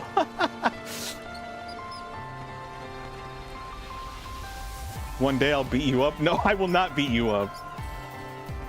I could never.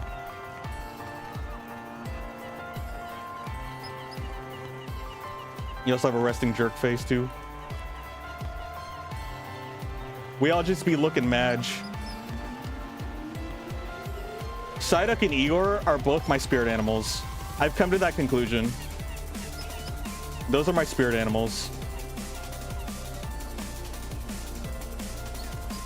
With like a little bit of Slowpoke and maybe a little bit of Snorlax.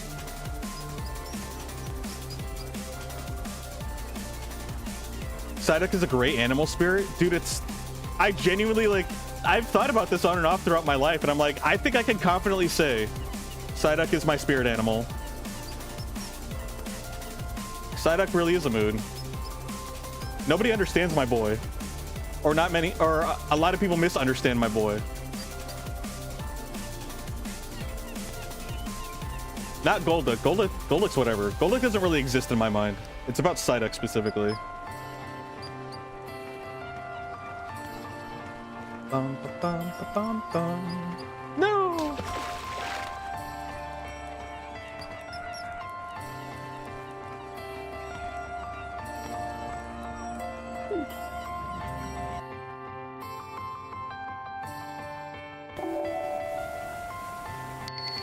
I think I can show you. Oh, by the way, Corgi, I was wrong. The game tells us that we can walk. Walking will prevent you from going off of ledges. It tells us that. We just don't know how to read.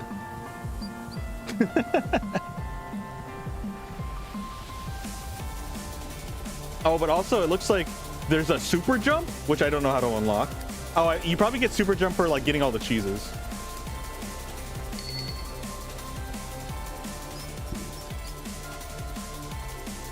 You win again, words. Words take another victory from us. That's on you for refusing to read. I don't read either. It has built-in time splits for the... Oh, yeah. No, I wanted to show this to you, too, because I know you were, like, all talking about the speedrun stuff. If I can actually get my mouse to show up. So, yeah, you've got, like, your... Come on, game. Let me mouse. Thank you. So yeah, you can do all this stuff.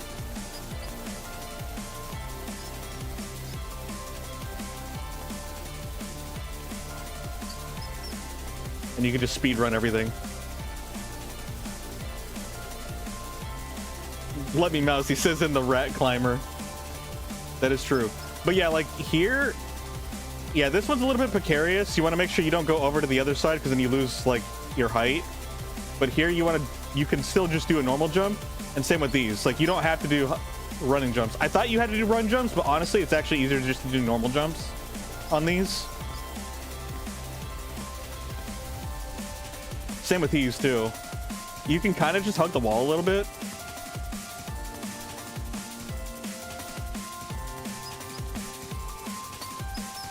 And then, yeah, so over there, those two little pillars, you can see that there's kind of a lip there as well, against the tower. If you fall from that second jump up there, try to like drift to save yourself. And and you can hug this wall, and there's a there's that plank that's down there that you can go and use if you want to do like redo it and save your run when you get up here. What else can I show you? Oh no, I missed it. No. Wee. Can I make it? No, I'm definitely not gonna make it to those. Yeah, it's really small. Wee. How appropriate. Have I gotten to the fall? Or is this the fall? Actually, that's a good question. What is the fall, Corgi? Because Moonlight came in here and she was like, I'm worried about the fall. And I don't know what she referred to that. Was that the fall? The two planks that are just like really hard to jump, or the one big plank? The one that killed your run?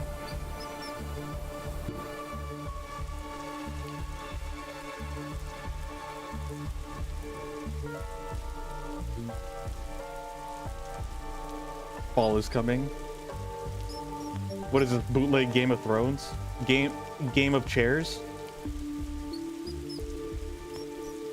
It's gotten you multiple times. It got me multiple times actually too. The only reason I didn't have, like, I had one big fall like you did. Actually, I did kind of save it. No, I did have a fall. But I managed to find an angle where I could save it, and I started on the swamp cabin. So I was able to save some of the run. And then I fell several times on that actually. The jumping is actually very tight, and you do have to do a running jump for that one. And like, it's kind of weird, but I think when you're running, if you kind of angle your camera down here, you look at where your rat's shoulders are.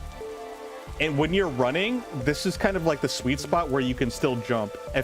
I've noticed that if I try to jump later than that, then I miss the opportunity and I lose the jump.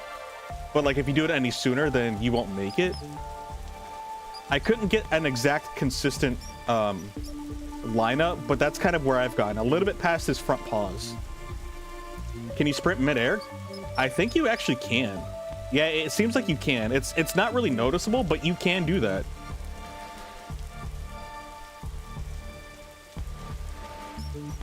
It's both though. So like, so you have like an initial trajectory.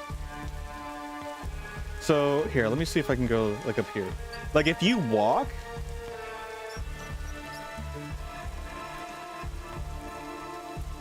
I don't know, there is momentum. So like that's like a walk jump. And then a jump move forward kind of gives you a little bit more, weirdly enough. Yeah, like if you do a walk jump, you get less. If you do a normal jump and then move forward, you actually drift more. And then if you do a sprint jump, let's try with this line, you get the most. But then you could do like a jump sprint and you still get a little bit more, but it doesn't seem like it's too much. I don't know, like you can feel it. It's very subtle, but there is kind of a bit of a difference. It makes sense, but I can't really describe it. It still does feel kind of weird to me and how the physics work. It's definitely unique to the game. Storming your brain. This is like when we were when we were breaking down and analyzing Deadpool. I was actually talking about the other day with Corgi, because we were talking about like content making and stuff. Because he asked me if I would ever do video essays, and I was like I could do them, but I realistically don't see myself doing them. Just like not my calling. The closest thing I thought of was doing guides, which I did one of a zombie's Easter egg, which I still have, but it's not that good because obviously the thumbnail's trash and the video's not really like up to like modern YouTube standards. But like if you need the information, it's really good. But again, that's not what sells, is you still have to make it look pretty, which I didn't do. Which is why I don't do YouTube videos, because I don't really have the skills or the technical know-how or want to bother with learning how to make things pretty. Because, like, I don't find that fun. That's work. But, like, I was talking to him about how, like, we broke down Deadpool, and I played him so much, I felt like I actually genuinely understood him enough to pretty much share all the knowledge about Deadpool that I had with him.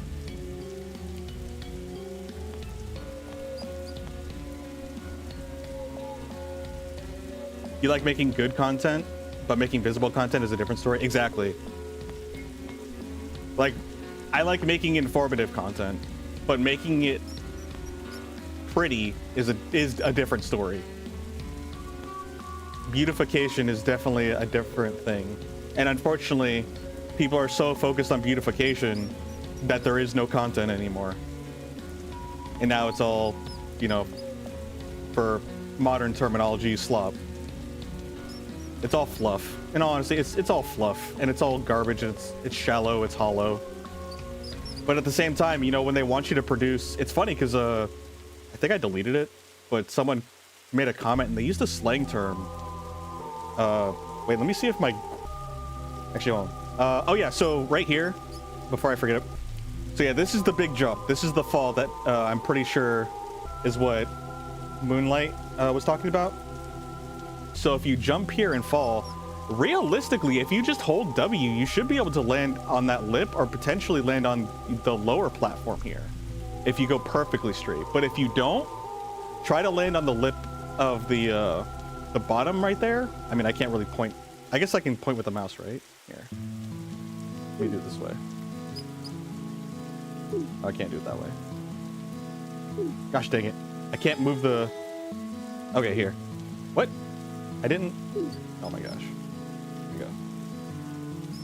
So, I think if you go straight, you should be able to realistically land here on the pillar itself, but there's a lip right here, and then you have these two platforms. So if you can land on this platform or the one that's on the other side that we can't see, you should be able to walk around here, and there's this plank right here that you can walk across and try again.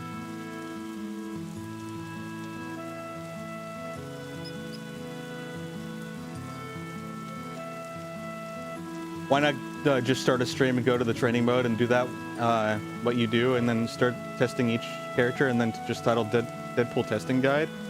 You can definitely do that, but it won't have any visibility.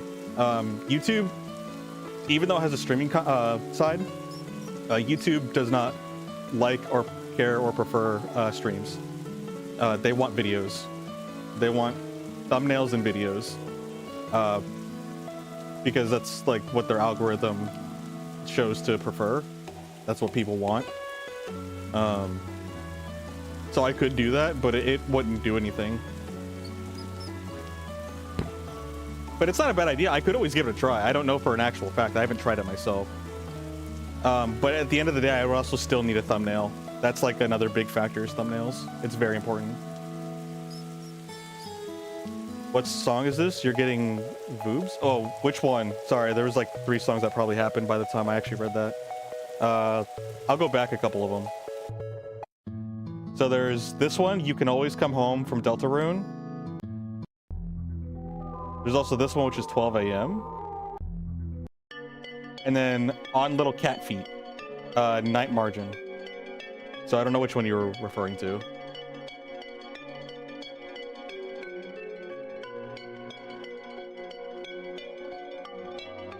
You gatekeep the forbidden knowledge to those who showed up in the first hour.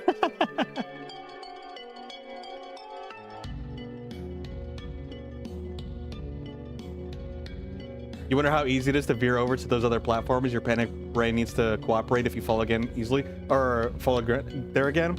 So once I learned this, you do have to be a little bit like, you have to have that in the back of your mind where like, oh no, I fell, I need to go to plan B. And the sooner you do that, the better.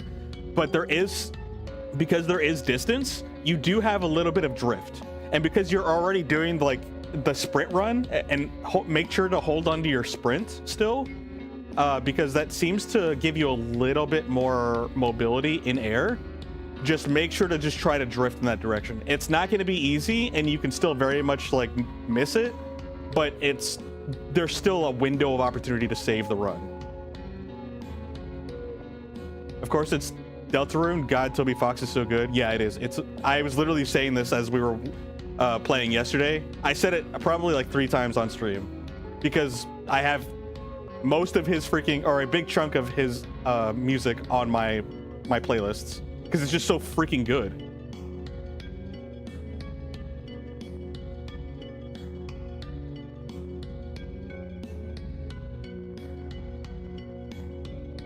Sounds like a song from a game that you used to play in your childhood that you still haven't found. Oh, I hate that. Not the forgotten game. But no, this one's 12 a.m. from Deltarune. And this one's You Can Always Come Home. If you're talking about the 9-bit expedition here, this one, it's called Lifeformed. It's called 9-bit expedition Lifeformed. Sorry, I know you said it's the last one, but for me, my goldfish brain doesn't remember. Oh, it was You Can Always Come Home? Okay, okay. I was gonna do something else here, but I totally forgot.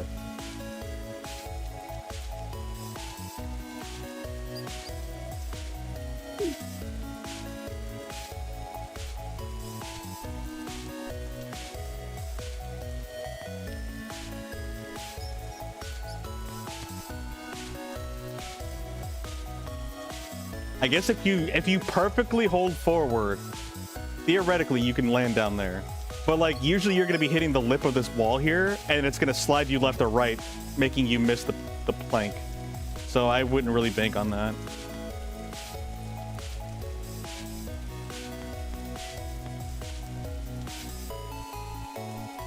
What time is it?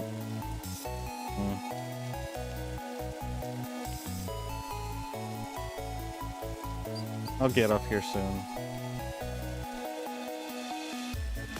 Definitely right about the wall making you slide. Yeah, like that's gonna be your biggest problem there, is that the wall makes you slide so you can't land on the plank.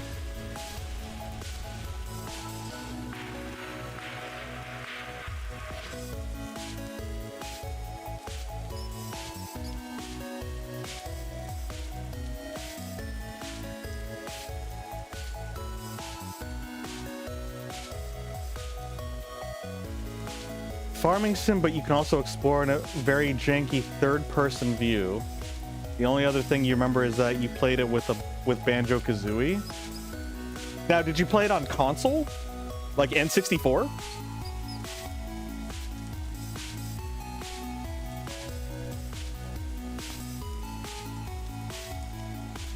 Oh, when you get up here again, Corgi, make sure to touch the door. Touch the door for the trophy. Surely there's a subreddit for this? Yeah, there's usually subreddit for stuff like that. Some people are pretty, like, really, really good at finding that stuff, too. You'll give them, like, the most vague information, they're like, I got you.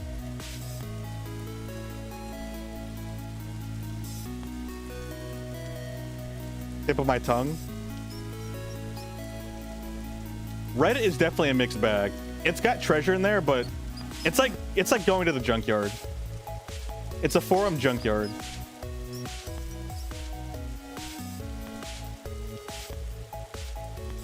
Like, you will find treasures in there, but there is a lot of stuff to go through. We love junk. Well, you're also a raccoon, so that kind of checks out for you.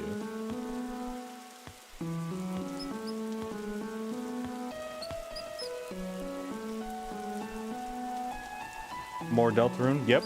More Ruin of the Delta. Actually, no, this is incorrect. Well, actually, this is Undertale. But it's basically the same thing.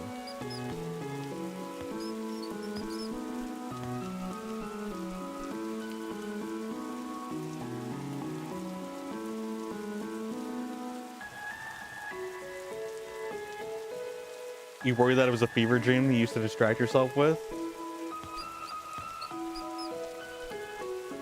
So it was all like Mario Bros 2, where it was just a dream, which in reality it was Doki. I think it was actually called Doki Doki. Not the Literature Club one, but like the original Japanese game that got reskinned into Mario Bros 2. Doki Doki Panic? Okay, yeah, it was Doki Doki Panic. Okay. Soto knows. That reskinned game. Because America couldn't handle real Mario Bros 2 because it was too hard. Which, I mean, to be fair, because like even to this day, like that game is hard. Game is brutal. But I would have preferred it. How am I supposed to get good if I don't play it?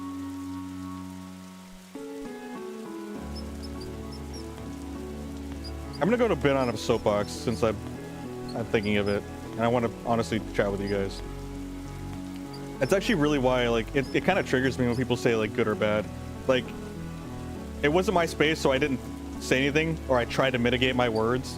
And Corgi, when you were playing Spyro, actually Corgi might have passed, or it might have taken off. I don't know. But Corgi was playing Spyro, and some random dude just came in and just started like smack talking and complaining, and basically saying like you suck. And I'm just like, ooh, I wanted to freaking pop off on the person. Like that kind of stuff just irritates me to no end. Send what you can to the subreddit. I hope you find it. I hope somebody who's like is able to find out what like you're looking for and you can get the answers, because I'm curious too. That dude, yeah, you already know who I'm talking about. Dude, I literally, like, if I was a mod, I would have just like banned him. Like that dude tilted me so hard. And I'm like, bro, like you're really being an ass. Your stomach saying when you saw the name? Wait, has he come in before? Like, do you know them? Dude, Corey, don't let him bully you like that. Dude, seriously. I know it's not my place and like it's your stream, but like, oh.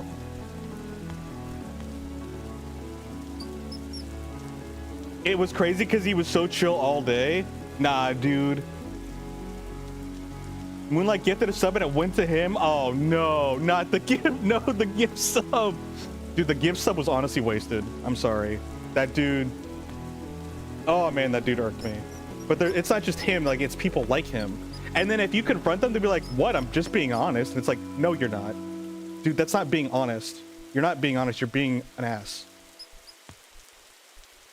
Like, that's not nice. And one, calling someone good or bad is subjective. Like that is a hot take that I'm actively crafting on a proper argument in my own head. But like, being good and bad at something is subjective. And you don't get good at something, quote unquote, unless you practice it.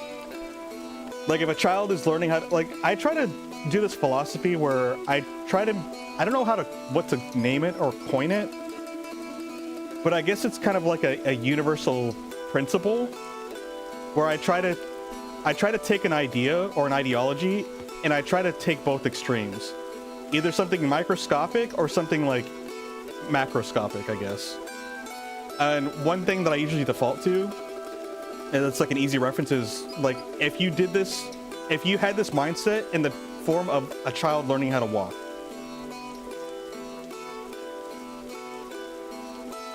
Vodka? Wait, that kind of sounds like vodka.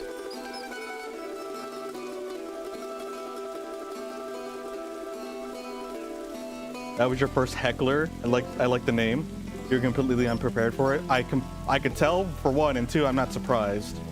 Definitely not letting it fester again like that. I'm glad. I'm genuinely, that was not. Again, this is your space and everything, but as a friend and as a person that really, like, I know that we vibe similarly, which is why we're here.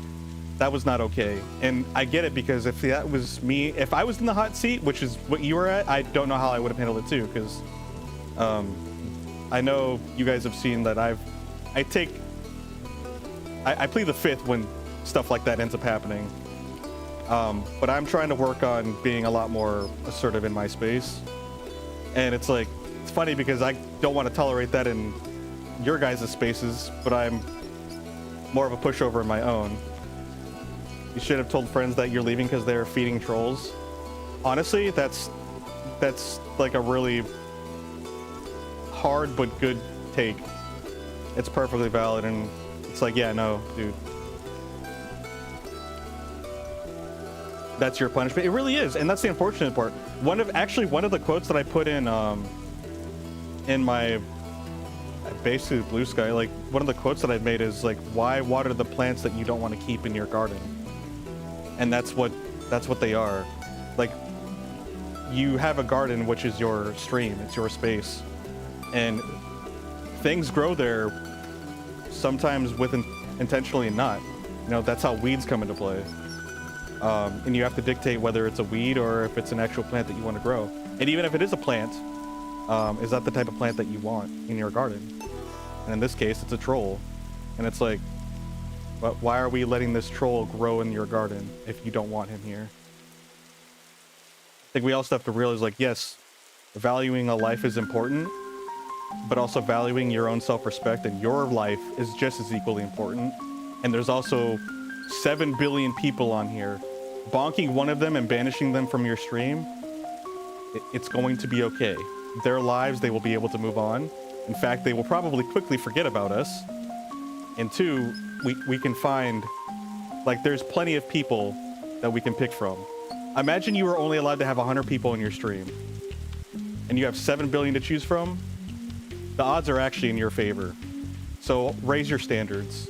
If people are being jerks or pulling off a vibe that you do not like, just bonk them.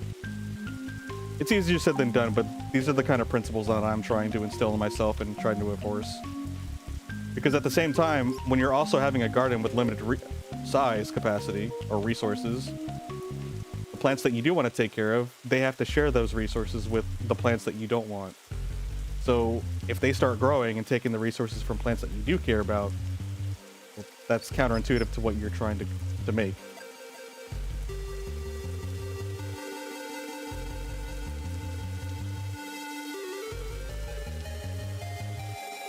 Common sense, I believe, is not common. Water the weeds. You know, people who not so secretly just like attention. Oh, that's a different story. And that's just how people, that's how people decide to operate. But I'm talking about the people like us who aren't operating like just attention seekers. They're trying to create something for themselves, a vibing place. And we have every right to defend that place. We have a right to say no. We have a right to say that's not okay. But unfortunately, people who are overly empathetic, we're never taught to say no, because even the normal people aren't taught to say no. Common sense should be renamed. Just call it sense, I guess. I guess that's the simplest way to do that. Just have some sense. Humanity, empathy, awareness, I don't know, intelligence, wisdom. I don't know. You like attention only when it does to bother people. When you don't get it, you curl up in your blankets. You should stream as soon as you can. I know you're working on it. This is because the thing is that people come here of their own free will. Granted, sometimes I don't want their will here because of derps, like the ones that we talked about, but you guys are here of your own free will. Clearly there's something here that you find interesting. So, and as long as I'm staying true to myself, I'm inherently staying true to you guys, and we can build a place that we're all comfortable in. And if not, worst case scenario, like, I'm here by myself, and I'm still here to be me. And as long as I maintain that consistency, I can be here as long as I want. And as the world moves, I can still do what I enjoy. And for someone who's as neurodivergent as me, whereas I want to do everything, but I do nothing, that's the best way I can maintain consistency, is just finding something that allows me to be me in my own little space, and this allows me to be me in my own little space. The vibes must be protected. Yes, protect the vibes, Corky. I love your vibes. Don't let derps like him ruin your vibes.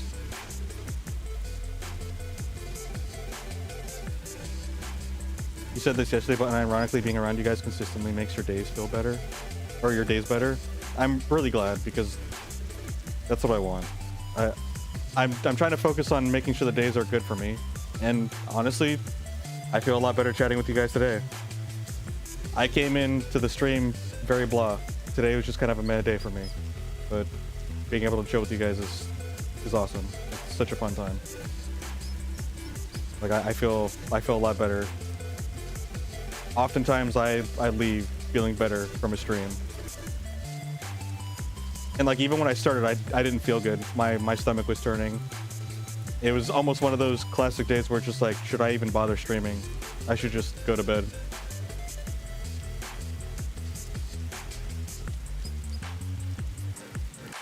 Snope says this is a verified fact. Kurgi certified fact.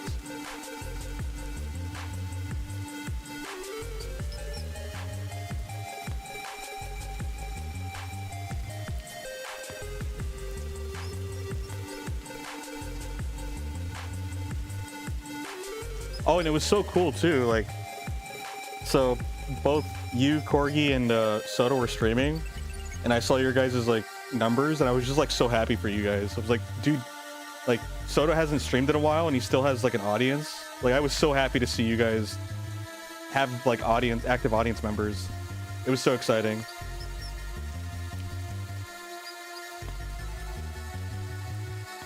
I was genuinely like stoked for you guys.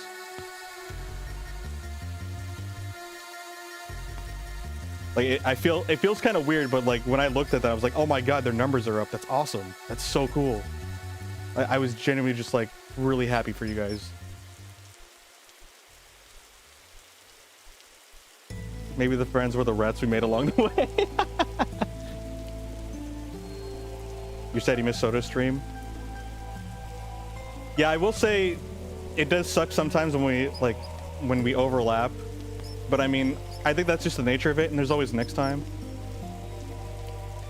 But I don't know, I was still just like really happy to see you guys doing your thing and vibing. It was so fun.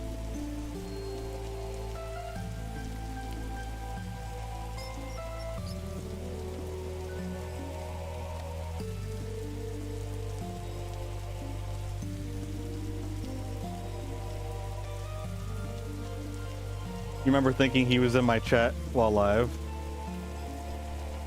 I know I did mention him because you were asking stuff, and I brought up Corgi.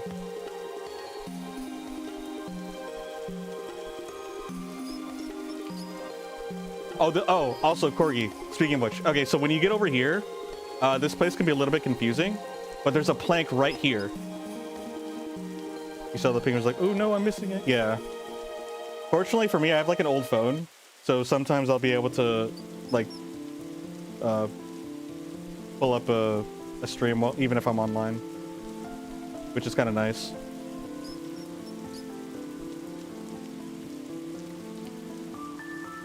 You just love Corgi so much, you see him everywhere you go. You do. Can't get Corgi out of your head. He's all over the place. Oh, but yeah. So when you get up here, you'll get to like this.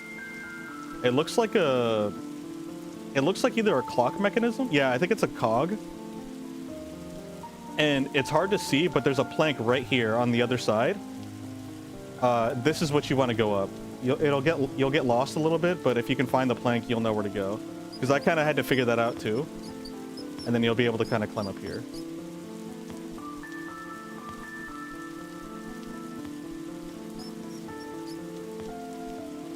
Bum, bum, ba-da-da.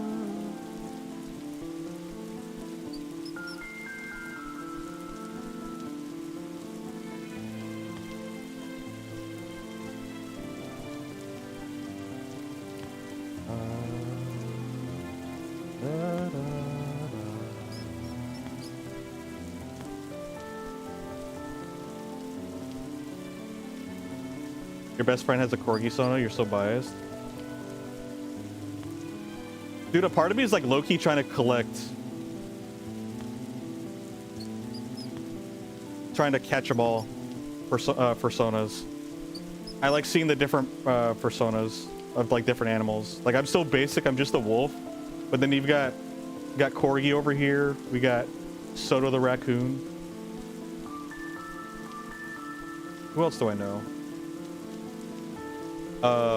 Nova Beast. coyote. I just like having the different like the species. Need to find someone that's a shark persona. Need to find a shark out there.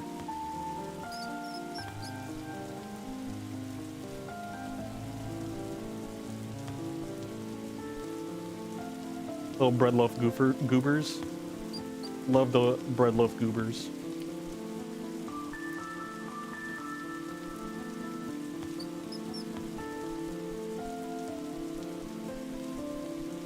You'll have to TF more to help out. Need otter mode? Dude, I could see you being an otter. Wait, what other species would you transform into? Like, what are your preferences? Because I've only seen you as raccoon. Wait, isn't there like a mythical trope for tanukis to have like transforming powers? What if you're a tanuki actually, and you can transform into different species? That's kind of a cool lore.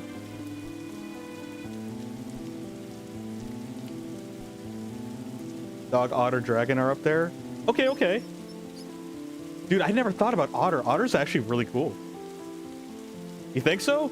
That actually does sound good. Like originate as a tanuki, but like a tanuki that can transform. Like it makes sense. And then what you can also do is you have the leaf, because there's always like a green leaf that's on their head. So like you transform, but you have the leaf, so it's still like a similar icon to recognize you in your transformations, but we still know that it's you. And you can also be associated to Tom Nook. I do kind of get Tom Nook vibes from you from time to time. You're too deep in the raccoon lore now, though. That's fair. You can still have Tanuki. You could actually you could shoehorn it in. Like your raccoon is just the primary. It's the one that you default to, but like you could still have like the Tanuki aspect. Landlord vibes, shake my head. I still like to have the headcanon of the comic that I came across where Tom Nook gives you the house, but then he runs around the town or the island or whatever, and he like puts bells everywhere for you to like pick up.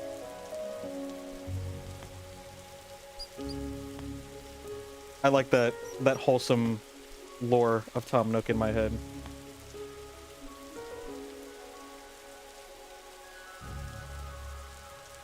Love this way I say Tanuki. It tickles you in a good way. I'm glad it tickles. The tickles do be nice.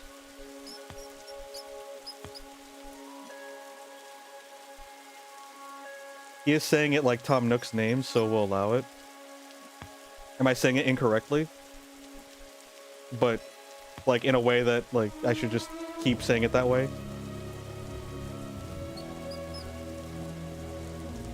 I thought that was the whole trope. Tanuki, Tom Nook. Tanuki? Oh yeah, oh I forgot it. Yeah, I did Tanuki. I like Tanuki. Tanuki sounds nice. I have said Tanuki. But nah, Tanuki. I'm gonna stick with Tanuki.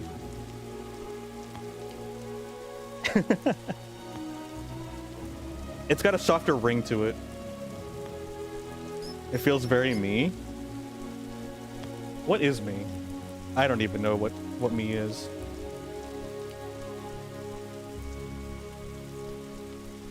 Tanuki?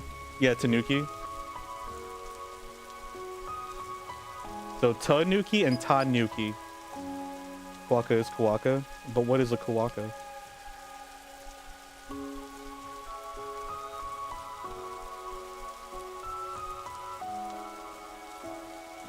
What is me is like a philosophical dividing by zero. That's exactly what it is. That's such a perfect analogy, and that is what it is. We just don't go. Just no. Just don't do that.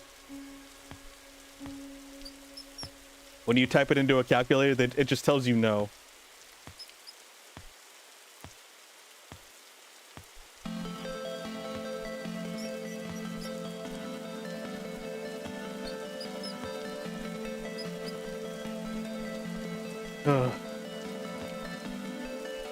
Yeah, I just want to do this full time. I want to be able to just like wake up and stream. I like doing this.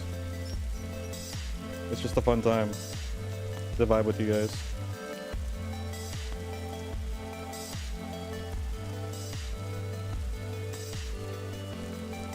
But if you type in the number into a calculator and turn it upside down, Tanakami, Tanakami, or maybe Tanaki, it's Tanyuki. It's a Tanyuki, or a Tanyuki, or a Tanaki. Tanaki.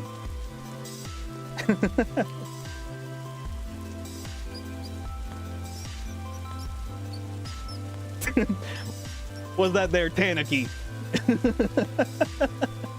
Sounds like he's from Texas. Is that a new kind of truck? Tanuki?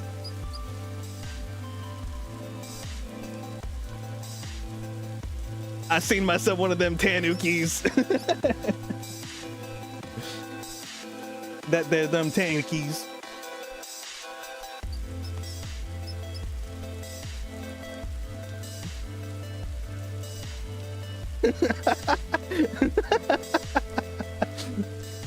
Americans in anime be like, bro, honestly, as embarrassing and sad as it is, we kind of deserve it. As Americans, the tropes are deserved.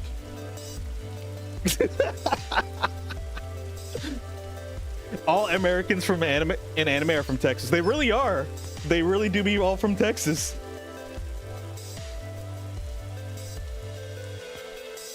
And America is Texas of the world.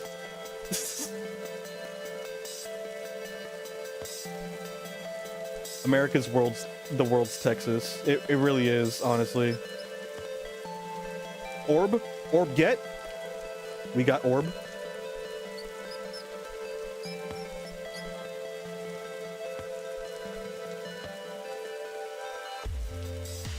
Everyone get your cowboy hats. Mandatory cowboy hats. You will be fined if you are caught without your cowboy hat outside. The crazy part is like that's not entirely unrealistic because of like cultures. And if you know, you know. Like that's very much real. If anything, a fine is probably giving you grace. In other cultures, it's worse of a coincidence. Yes, that's exactly why I said that. Orb get.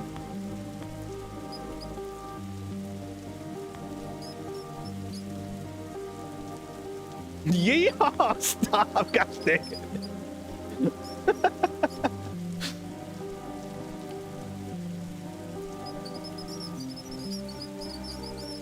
Yes, squeak ratty. Squeak to victory.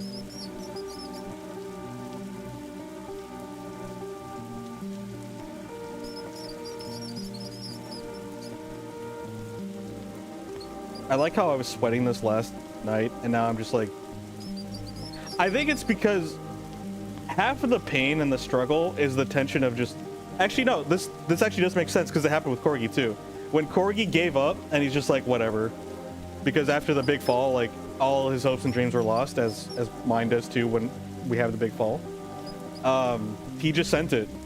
And like, he actually ended up doing another whole run because of it. When you just like let the tension go, it really does make things easier. And yeah, it's pertaining to this game, but that's actually something you can take away and like add it to a lot of other things. I guess on a more serious example, it's coming back to streaming. Like if you just let go of all of the illusionary, I guess, goals and expectations of like, I've got to get the numbers up, I gotta be entertaining, and all these like fake, well, not fake, they're not fake, they're very much real, but self-imposed obligations, which you don't really need. You start adding all of this stress on you, and the stress is like half the battle. It's actually nerfing you. You're handicapping yourself. But when you can like find a way to just let go of the stress and just play the game, or stream or do anything in life, and you allow yourself to just send it,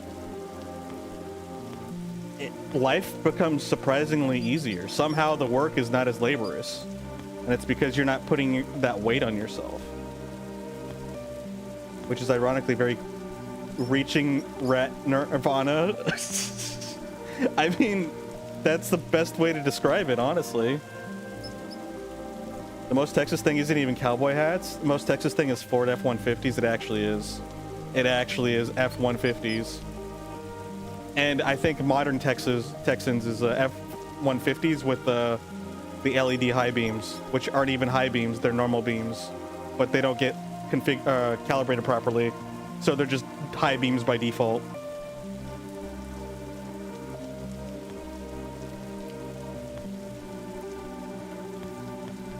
The stress is half the battle. Gastrointestinal Joe referenced. Wait, what?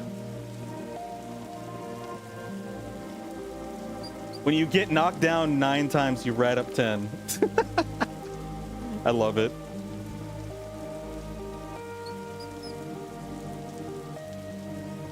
There's only one thing you should focus on with numbers going up. Balatro, the hit indie game. True! If you don't get numbers up, what are you even doing with your life? I ask myself that every day because I can never reach past 1 million.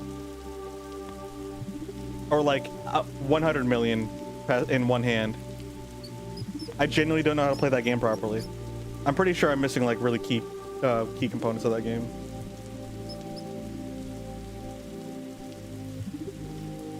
Still destroys you whenever you think about it. I don't know what you're talking about, but it sounds like I might not know what you're talking about. Philosophy with the rat. The rat is not part of the conversation. It's just there. The rat is a key component. He's the facilitator. He's what grounds us in this philosophy session.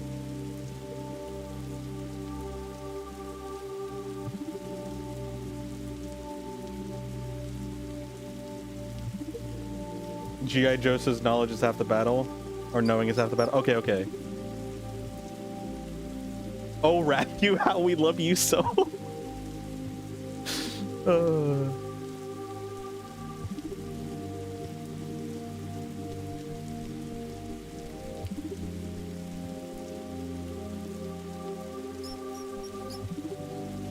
am I supposed to go from here? I already forgot.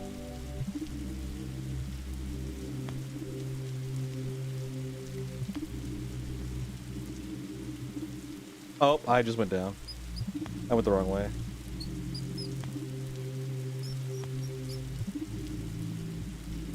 Nice view. Maybe we just stay here for a while.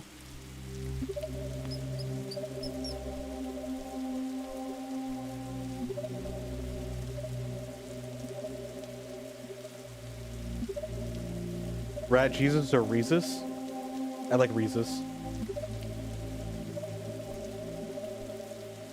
It reminds me of that time when we were talking about if Jesus was under a waterfall, would he just rise? Or like when it's raining.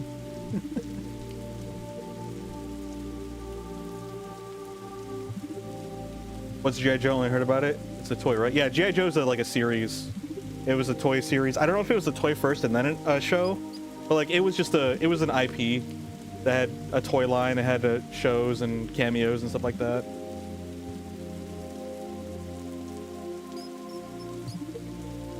Yeah, no, it had cartoons. There was G.I. Joe cartoons and stuff like that. I think they even did a live action, like movie, but I could be wrong. I don't know that much about G.I. Joes. But yeah, it's a toy line / like cartoon. Waterfall G.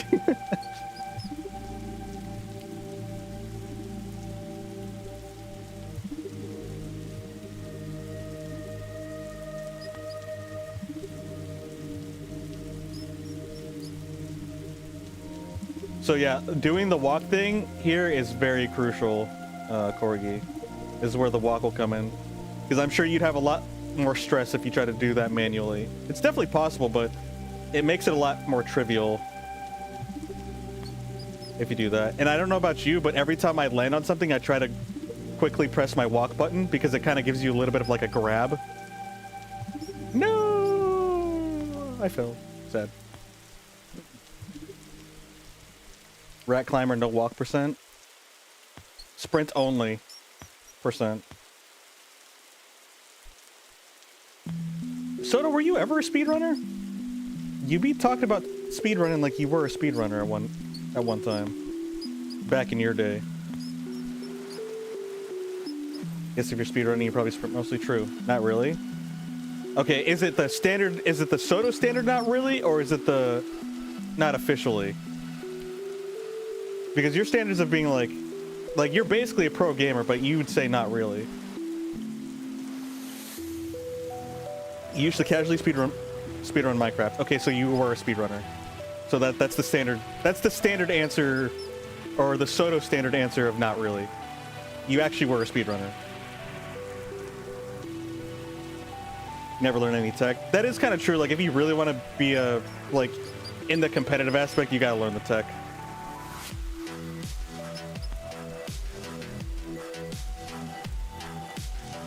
Even Gunfire Reborn? Dude, I remember playing that game. The game was fun. I never got to, like, put as much time into that game as I wanted to. I still have it in my... I mean, obviously, I do still have it in my, like, my Steam list, but... It's definitely there in the... Like, I would like to put time into this, but it probably won't happen. It'll probably just get buried. I mean, that game is a time sink anyway, so it's not like I feel as bad. I did put good enough hours into that game. ROR2? Risk of Rain. I never got to play Risk of Rain. I heard nothing but good things about that game, though. You like seeing numbers go down? So they added a lot of bosses. You had Gunfire Reborn run that was under 15 minutes. I could actually see that. I don't even know what they added. I only knew...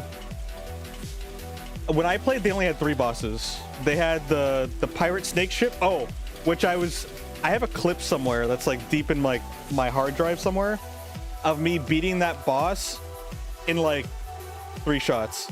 It was pretty awesome. I had such a good build with the dog character that they added at the time, where he just dual wields. So I dual wield the shotguns. One of them is the, like, they're 2 different shotguns too. But it's basically the I don't know what they called it, but it's a 2-shelled shotgun, and then you basically kick it to where it has unlimited ammunition, and you can just like free spin shooting it, and it's super fast. It's great.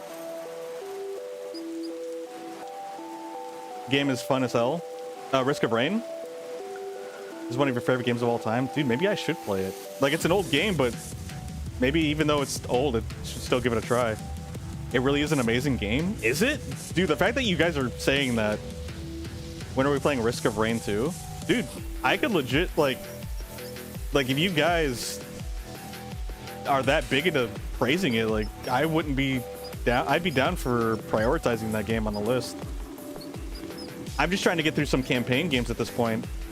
Requiem's coming out pretty soon, but I'm probably not going to play that for a while. I'm going to wait till it dies down. Everybody and their freaking ancestors are going to be playing that game. And, like, I know I ain't trying to focus too much on numbers, but at the same time, like, I try to do little things that make sense. And being lost in the sea of countless people playing that game, it's just not the move. Unironically, love Risk of Rain 2. What about Risk of Rain 1? Should I not even bother? Should I just, like, look at Risk of Rain 2? Should I just go buy Risk of Rain 2? Wait at least a month? That's actually good. I was gonna do 2 weeks, but honestly, a month is probably a better call, Cole. And I don't mind that. Like, I'm really not in a hurry to play the game. We've got plenty of other games to play. I'm still kind of on the fence about Final Fantasy Tactics. I was supposed to play it today. Like, legit, I was planning on it, but because of my late work session, I was just like, I've already got this thing ready. I don't want to set anything else up. I just want to turn this on, hang out with you guys for a couple hours, then call it good. Risk of Rain 1 is a 2D platformer perspective. I still like that. I like 2D and 3D. I like both of them because I grew up on 2D platformers. And then I also grew up into 3D platformers because of Rayman 2 and Mario. Like, I grew up on platformers. That's my childhood. I leaned more into the action adventure for sure, but that is also part of my identity as a gamer.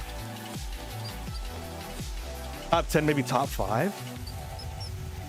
They're different. One is okay, but like how different? I mean, aside from the perspective, are they still both roguelikes? Are they different stories? Do they follow the same narrative or same, I guess, game pacing?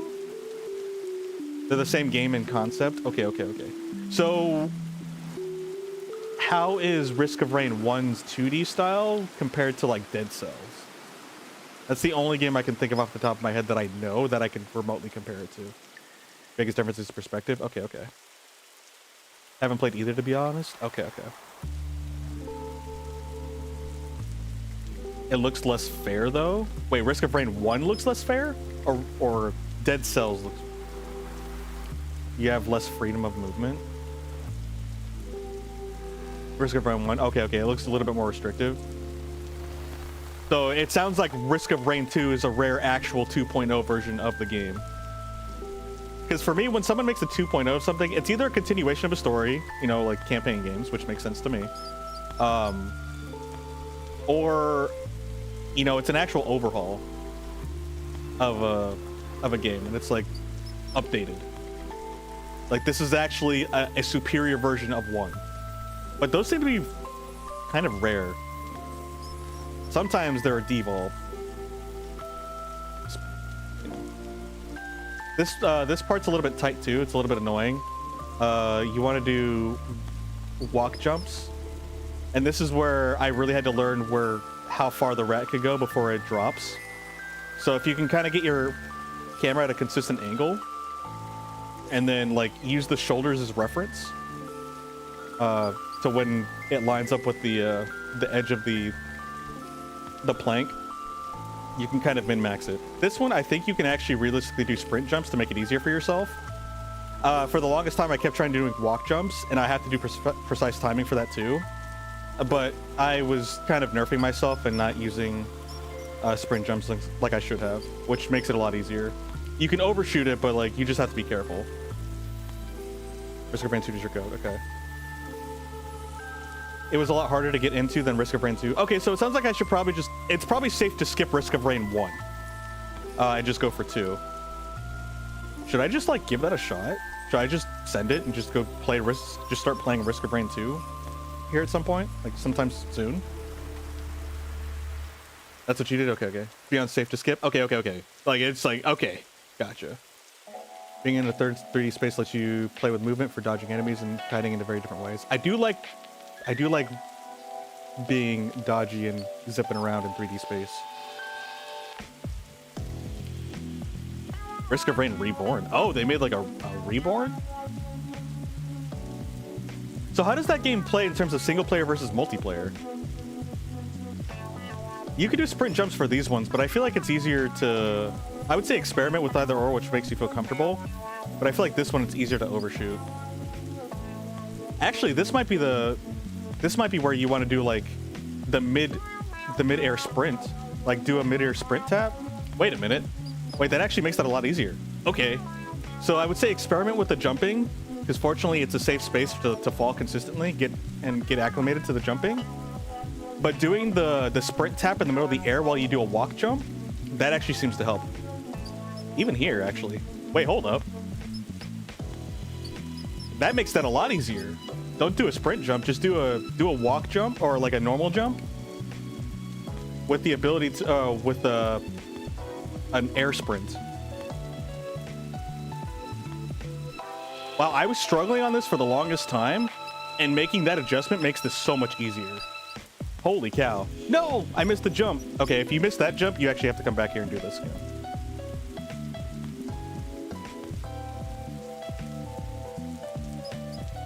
You don't really know how they scale up difficulty. You assume that there's an HP quality. Well, I guess I'm trying to understand the progression system. It's like, I'm going in there as a level 1 newbie, but you're like level 100. Or is it one of those things where you have meta progression and like you just come in with your tools from your meta progression and I have my tools or lack of, and then we level up in a run or something like that? They're based on lobby leader? Oh, okay, so whoever's like the lead is Like you play at the leads level. Good to know you don't think you've air sprinted at all. I've never air sprinted either. I just started air sprinting, and that is actually the perfect place to air sprint.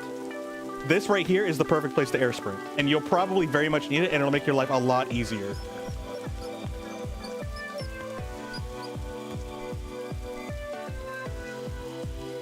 Only meta progression is unlocked. It all starts at 0. Okay, so that's how it goes. It's like we all join in, we all start at level 0, we level up, we get our loot for meta progression. Okay. Gotcha. You don't get stats or anything, just unlocks when items drop from base. Okay. So like it really doesn't matter if you've had like 1,000 hours, or like 1 hour, or no hours. So if you want to keep it simple, you can still do sprint jumps. If you want to do the mid-air jumps, sprints as well, that works too. Like there's definitely different ways. Like I said before, definitely experiment because these jumps are relatively safe. So you can do a lot of experimenting here to see which one's the best for you. It's not like one person with the load is stronger. In fact, it's probably better to have someone who has everything unlocked. Really? What? So like, does the person with everything unlocked have access to special maps or something like that? Like, does the new player have to unlock maps and, I don't know, like farming spots or things of that nature? What makes it better to have someone with everything unlocked? Does it allow, is it one of those things where you can't access those tools yourself, but if you have a person on your team who has it unlocked, so they can like pick up a weapon and then like bring it in for you to use, or like pick it up in their game or something? I don't know. Yeah, I have no idea how the system of Risk of Rain works. So if you host a lobby, you would only have base items available to drop during that run. Okay, that's what I was wondering. That's what I was trying to articulate, where it's like whatever the leader has in terms of unlocks, that's what can be dropped in the run. So you want the person to have them unlocked so that way they can allow those items to drop. That way you can still play with them even if you don't have them unlocked. But if you host a lobby, the items you have unlocked are all... Okay. So it would be best realistically if you want to access everything, the person that's already got everything unlocked be the host. The new guy attaches to themselves to the host and they get to play with all the cool stuff. And it's like you're demoing it because you're in their lobby, but eventually you'll be able to work towards unlocking it for your own world or your own character. Okay. Attaches themselves to the host. Crazy. I mean, that's basically it.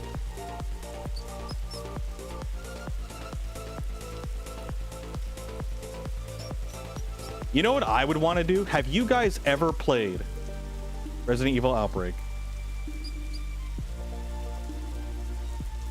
Wait, actually, I think we were talking about this, Corgi.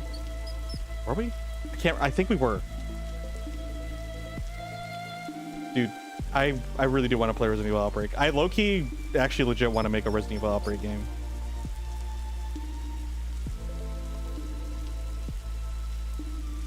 Just the other day, but yeah. I could have sworn we did a little bit. I can't remember how deep we got into the conversation. But like, yeah, it'd be really cool to have that kind of game.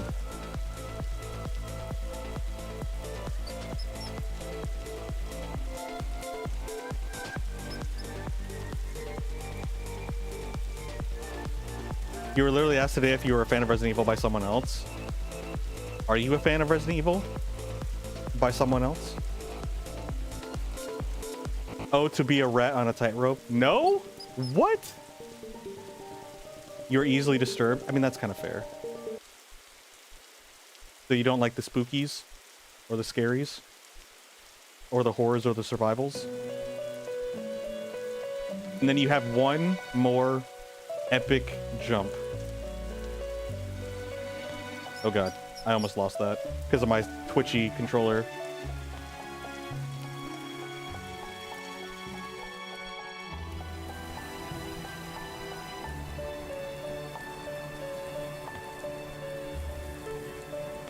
You're surprised by how much Silent Hill you watched?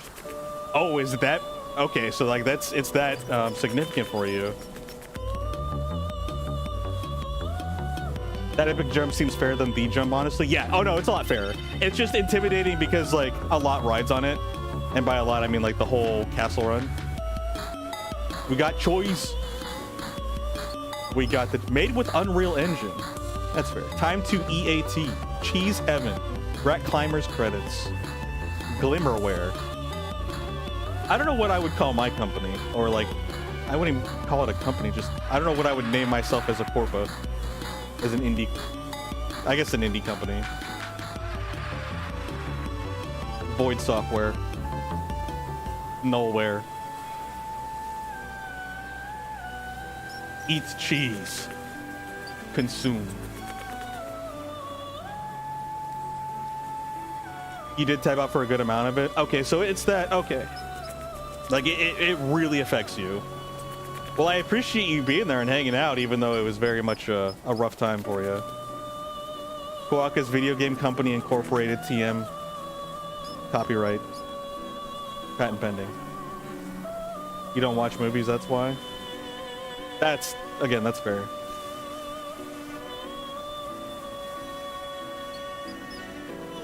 That's my goat. Wait, Big Boy Plays TV? Wait, what the heck is that?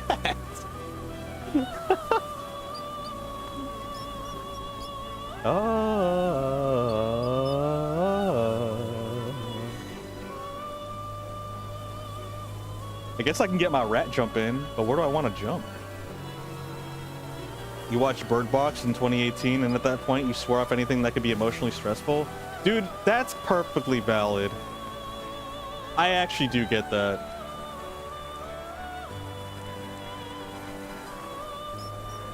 You chose a random name, and now that's your goat? Your goat is Big Boy Plays TV. The thing is, though, is that it's probably someone's actual name. You had nightmares for that months from, or for months from that movie? Oof, dude. I think I may have had a dream about it, but not a nightmare. Usually I have, like... I enjoy the, like, survival dreams that I have. The weird thing is, like, my nightmares are psychological. And it's not like Silent Hill psychological horror. It's just more like social psychological. Like just being in normal situations, social situations, but like I just feel like ostracized, or like sometimes I'll get military dreams, or dreams that have like military themes in them, or it'll have nothing to do with the military. I just happen to be in uniform. Like, and it's just, they're more like, if you on the outside looking in, it's like, oh, it's a normal situation, but for me it's just like internal stress and trauma. And also I do get dreams of my teeth falling out pretty often, like throughout my whole life, or rotting or being soft and falling out slowly. And that's, I'm pretty sure that boils down to like what is it, low self-esteem and stuff like that. This is my son, Big Boy Plays TV.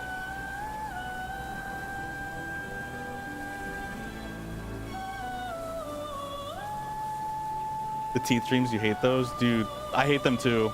Like to this, like I always hate them. And the crazy part is like sometimes they feel real and you're like, holy cow, is this for real? Like it's not lucid dreaming because I don't have control. Actually, no, it probably, at some point I probably did have some like lucid dreaming moments, but yeah, no, like there'd be times where I'm like, holy crap, like it finally happened. And then it's like, oh wait, that actually was a dream. And I have to do a double take on reality. They feel too real. They feel way too real. The scene when she's in the woods hit close to home. I don't recall the scene. I'm trying to recall, because I actually did watch Bird Box, I believe. I'm pretty sure I did watch that movie. When people describe teeth falling out dreams, you would think that they're like, oh, they're popping out. No, you're right. It's like, that's just one of the basic dreams. It's like a full day feeling that you're having the dental emergency.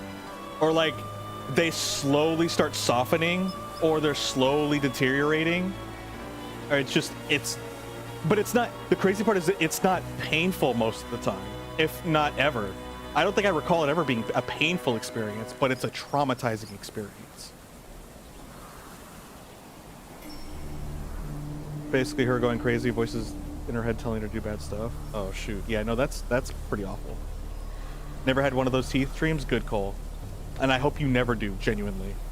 And I feel like that's a good start. I feel like, I mean, I could be wrong, I don't know anything about it, but I feel like it's people with a lot of internal, not saying you don't, not saying anyone doesn't, but like, for sure, I think it's a lot of people that really have really bad self-image struggles that probably have those kind of dreams.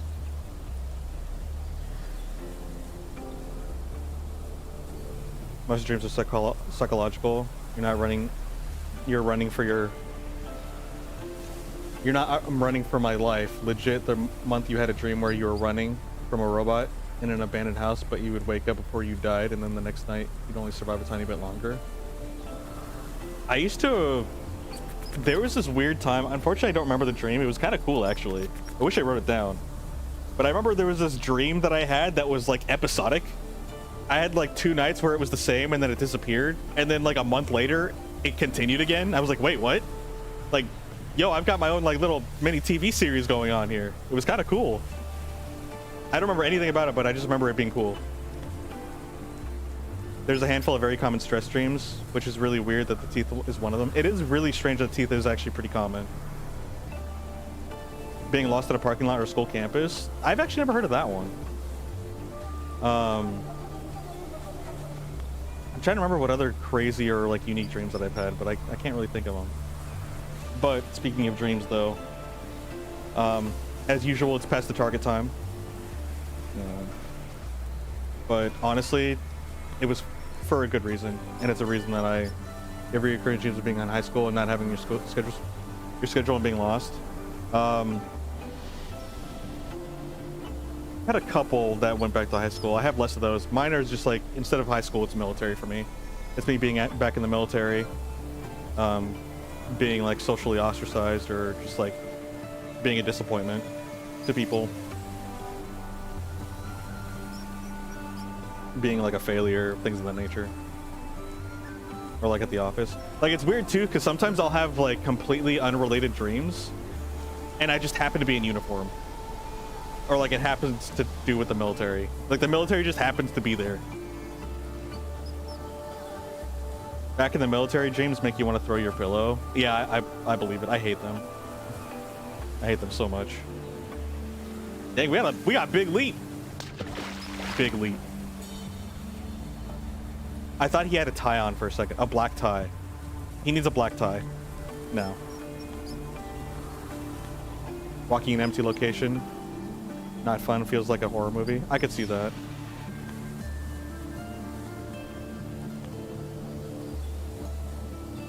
Also another... I think I've had a couple of liminal space dreams. And those are terrifying too. It's like nothing horrific is here, but it's just...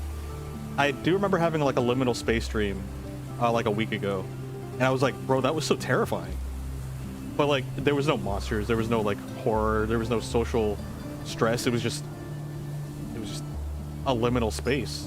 And I was just like, oh God. Remember liminal space light nightmares? And it's not like the back rooms horrors where there's spooky like there's horror SCPs in the background trying to murder you. No, it's just, I was just in a liminal space and it's just like, holy cow, this does not feel good.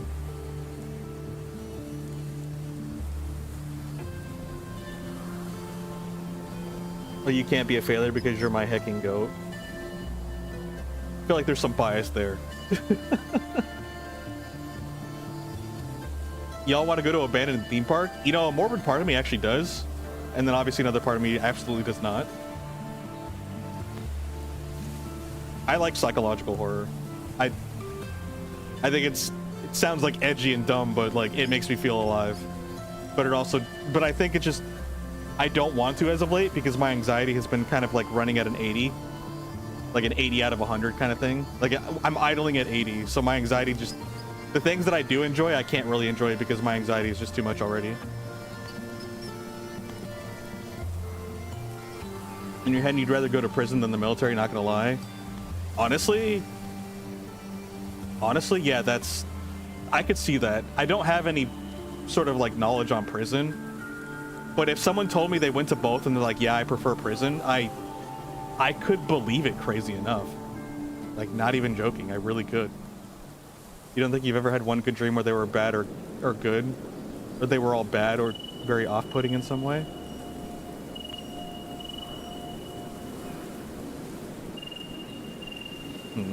I've had... I can't remember off details, but I remember having dreams that were clearly like, if you looked at them objectively, it's like, yeah, people would consider this a horror dream.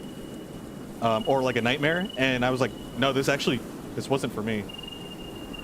And I think that kind of experience for me probably stems from my survival horror, liking, I guess, because that's another genre that I grew up with. Aside from platformers, I grew up on action, adventure, and horror, or like survival horror specifically, and not just like random gross gore horror. It's more of just, it's the survival, like emphasis on the survival in survival horror.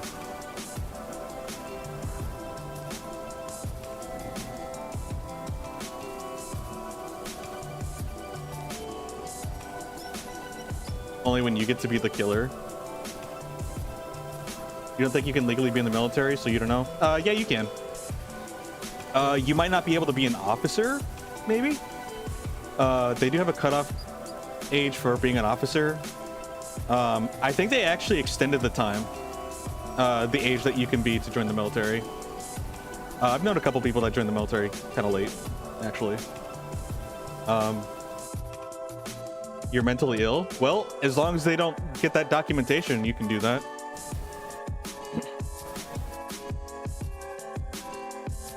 It depends on how, like, I guess your medical... Because I don't know what they want you to give nowadays in terms of signing up. Because, I mean, it was years ago since I joined, so I don't even remember. And plus, things change.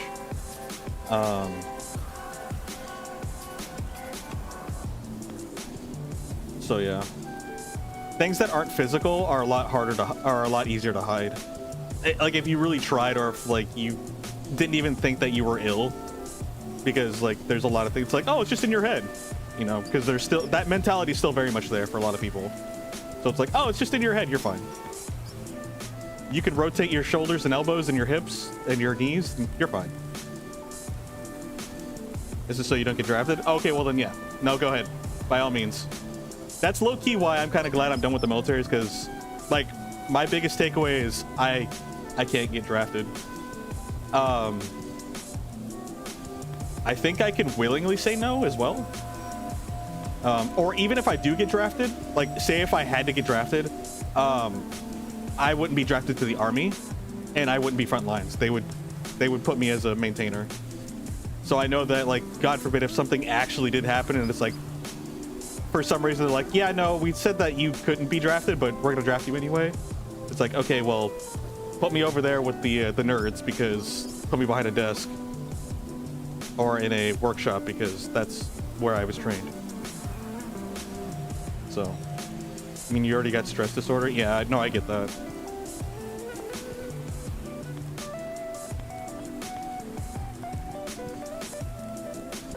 No, I am kind of relieved that I don't have to worry about that. I hope that never happens, because that means something bigger is happening, that we need people to get drafted. But that's a whole different story, you know?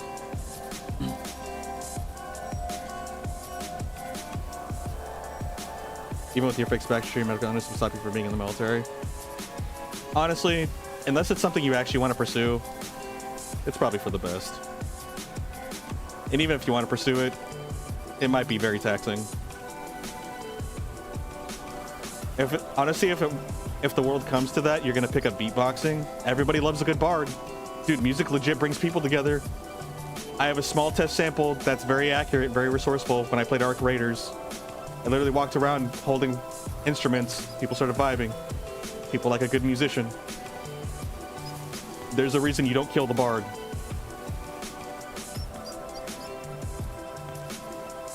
Bard's actually OP.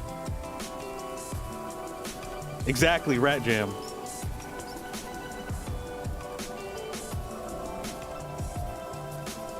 It's already over. Let's go out with some boots and cats. Boots and cats and boots and cats. Boots and cats and boots and cats. I remember duoing with Ghost. I busted out the guitar and I just walked in blind playing the guitar. Dude, literally, some random dude flanked us. Well, he didn't flank us, but he came from like his spawn point as we were reaching the center. Dude had his rifle aimed down sight straight at my head, and I just walked up. I just held W towards him and just kept playing, and I held my breath. Put his gun down, and then he walked off after like a couple of seconds. I was like, dang, dude, no one shoots the bard. No one shoots the bard.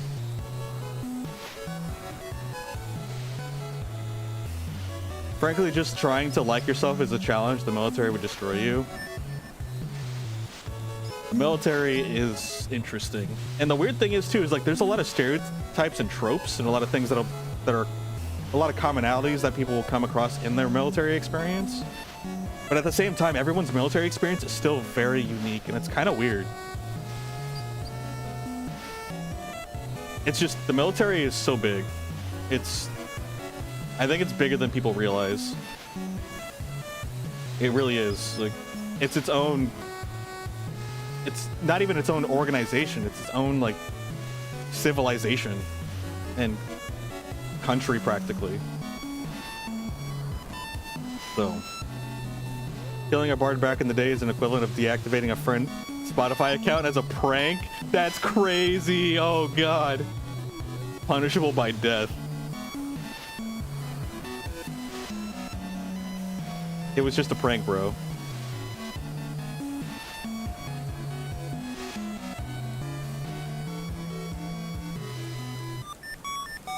Talking about anything that's related to the government is funny because you don't want to make a joke that'll get a knock at your door.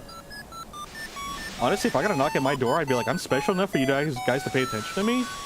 Bro, I know there's people out there trying to make nukes in their freaking basement that you guys are monitoring.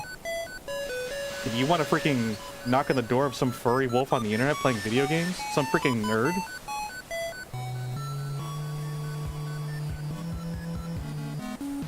You're special enough? I believe it. No one can relate to you because you're special. The FBI and your webcam gonna come for you? Just put a sticky note over them, over the webcam. What are they gonna do? Checkmate.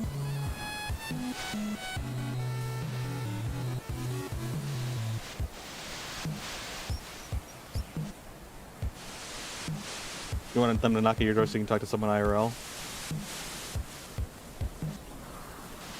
Ain't no thing like me except me. Rocket Raccoon. Words to live. Dude, honestly, Rocket has some like low self-esteem issues, but he's also like kind of a Chad in terms of his self-esteem. And apparently his story is like pretty dramatic too, isn't it? Like he had a love interest and stuff like that, and like a lot of dramas happened in his life. Like he had like a pretty messed up like childhood. Almost kind of like Beast Boy. Like Beast Boy, like, I don't know where I came across some like surface level lore about Beast Boy from DC Universe, but man, it's hard. You haven't seen Guardians of the Galaxy 3 yet? Dude, I forgot there was a Guardians of the Galaxy 3. No, I haven't seen it either, actually.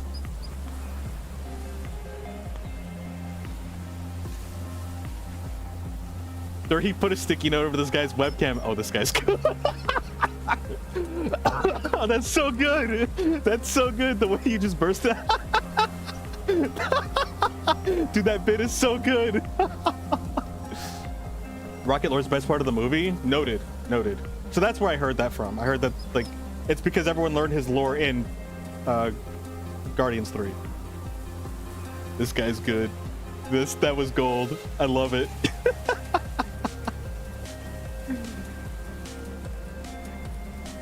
You're right. I was actually...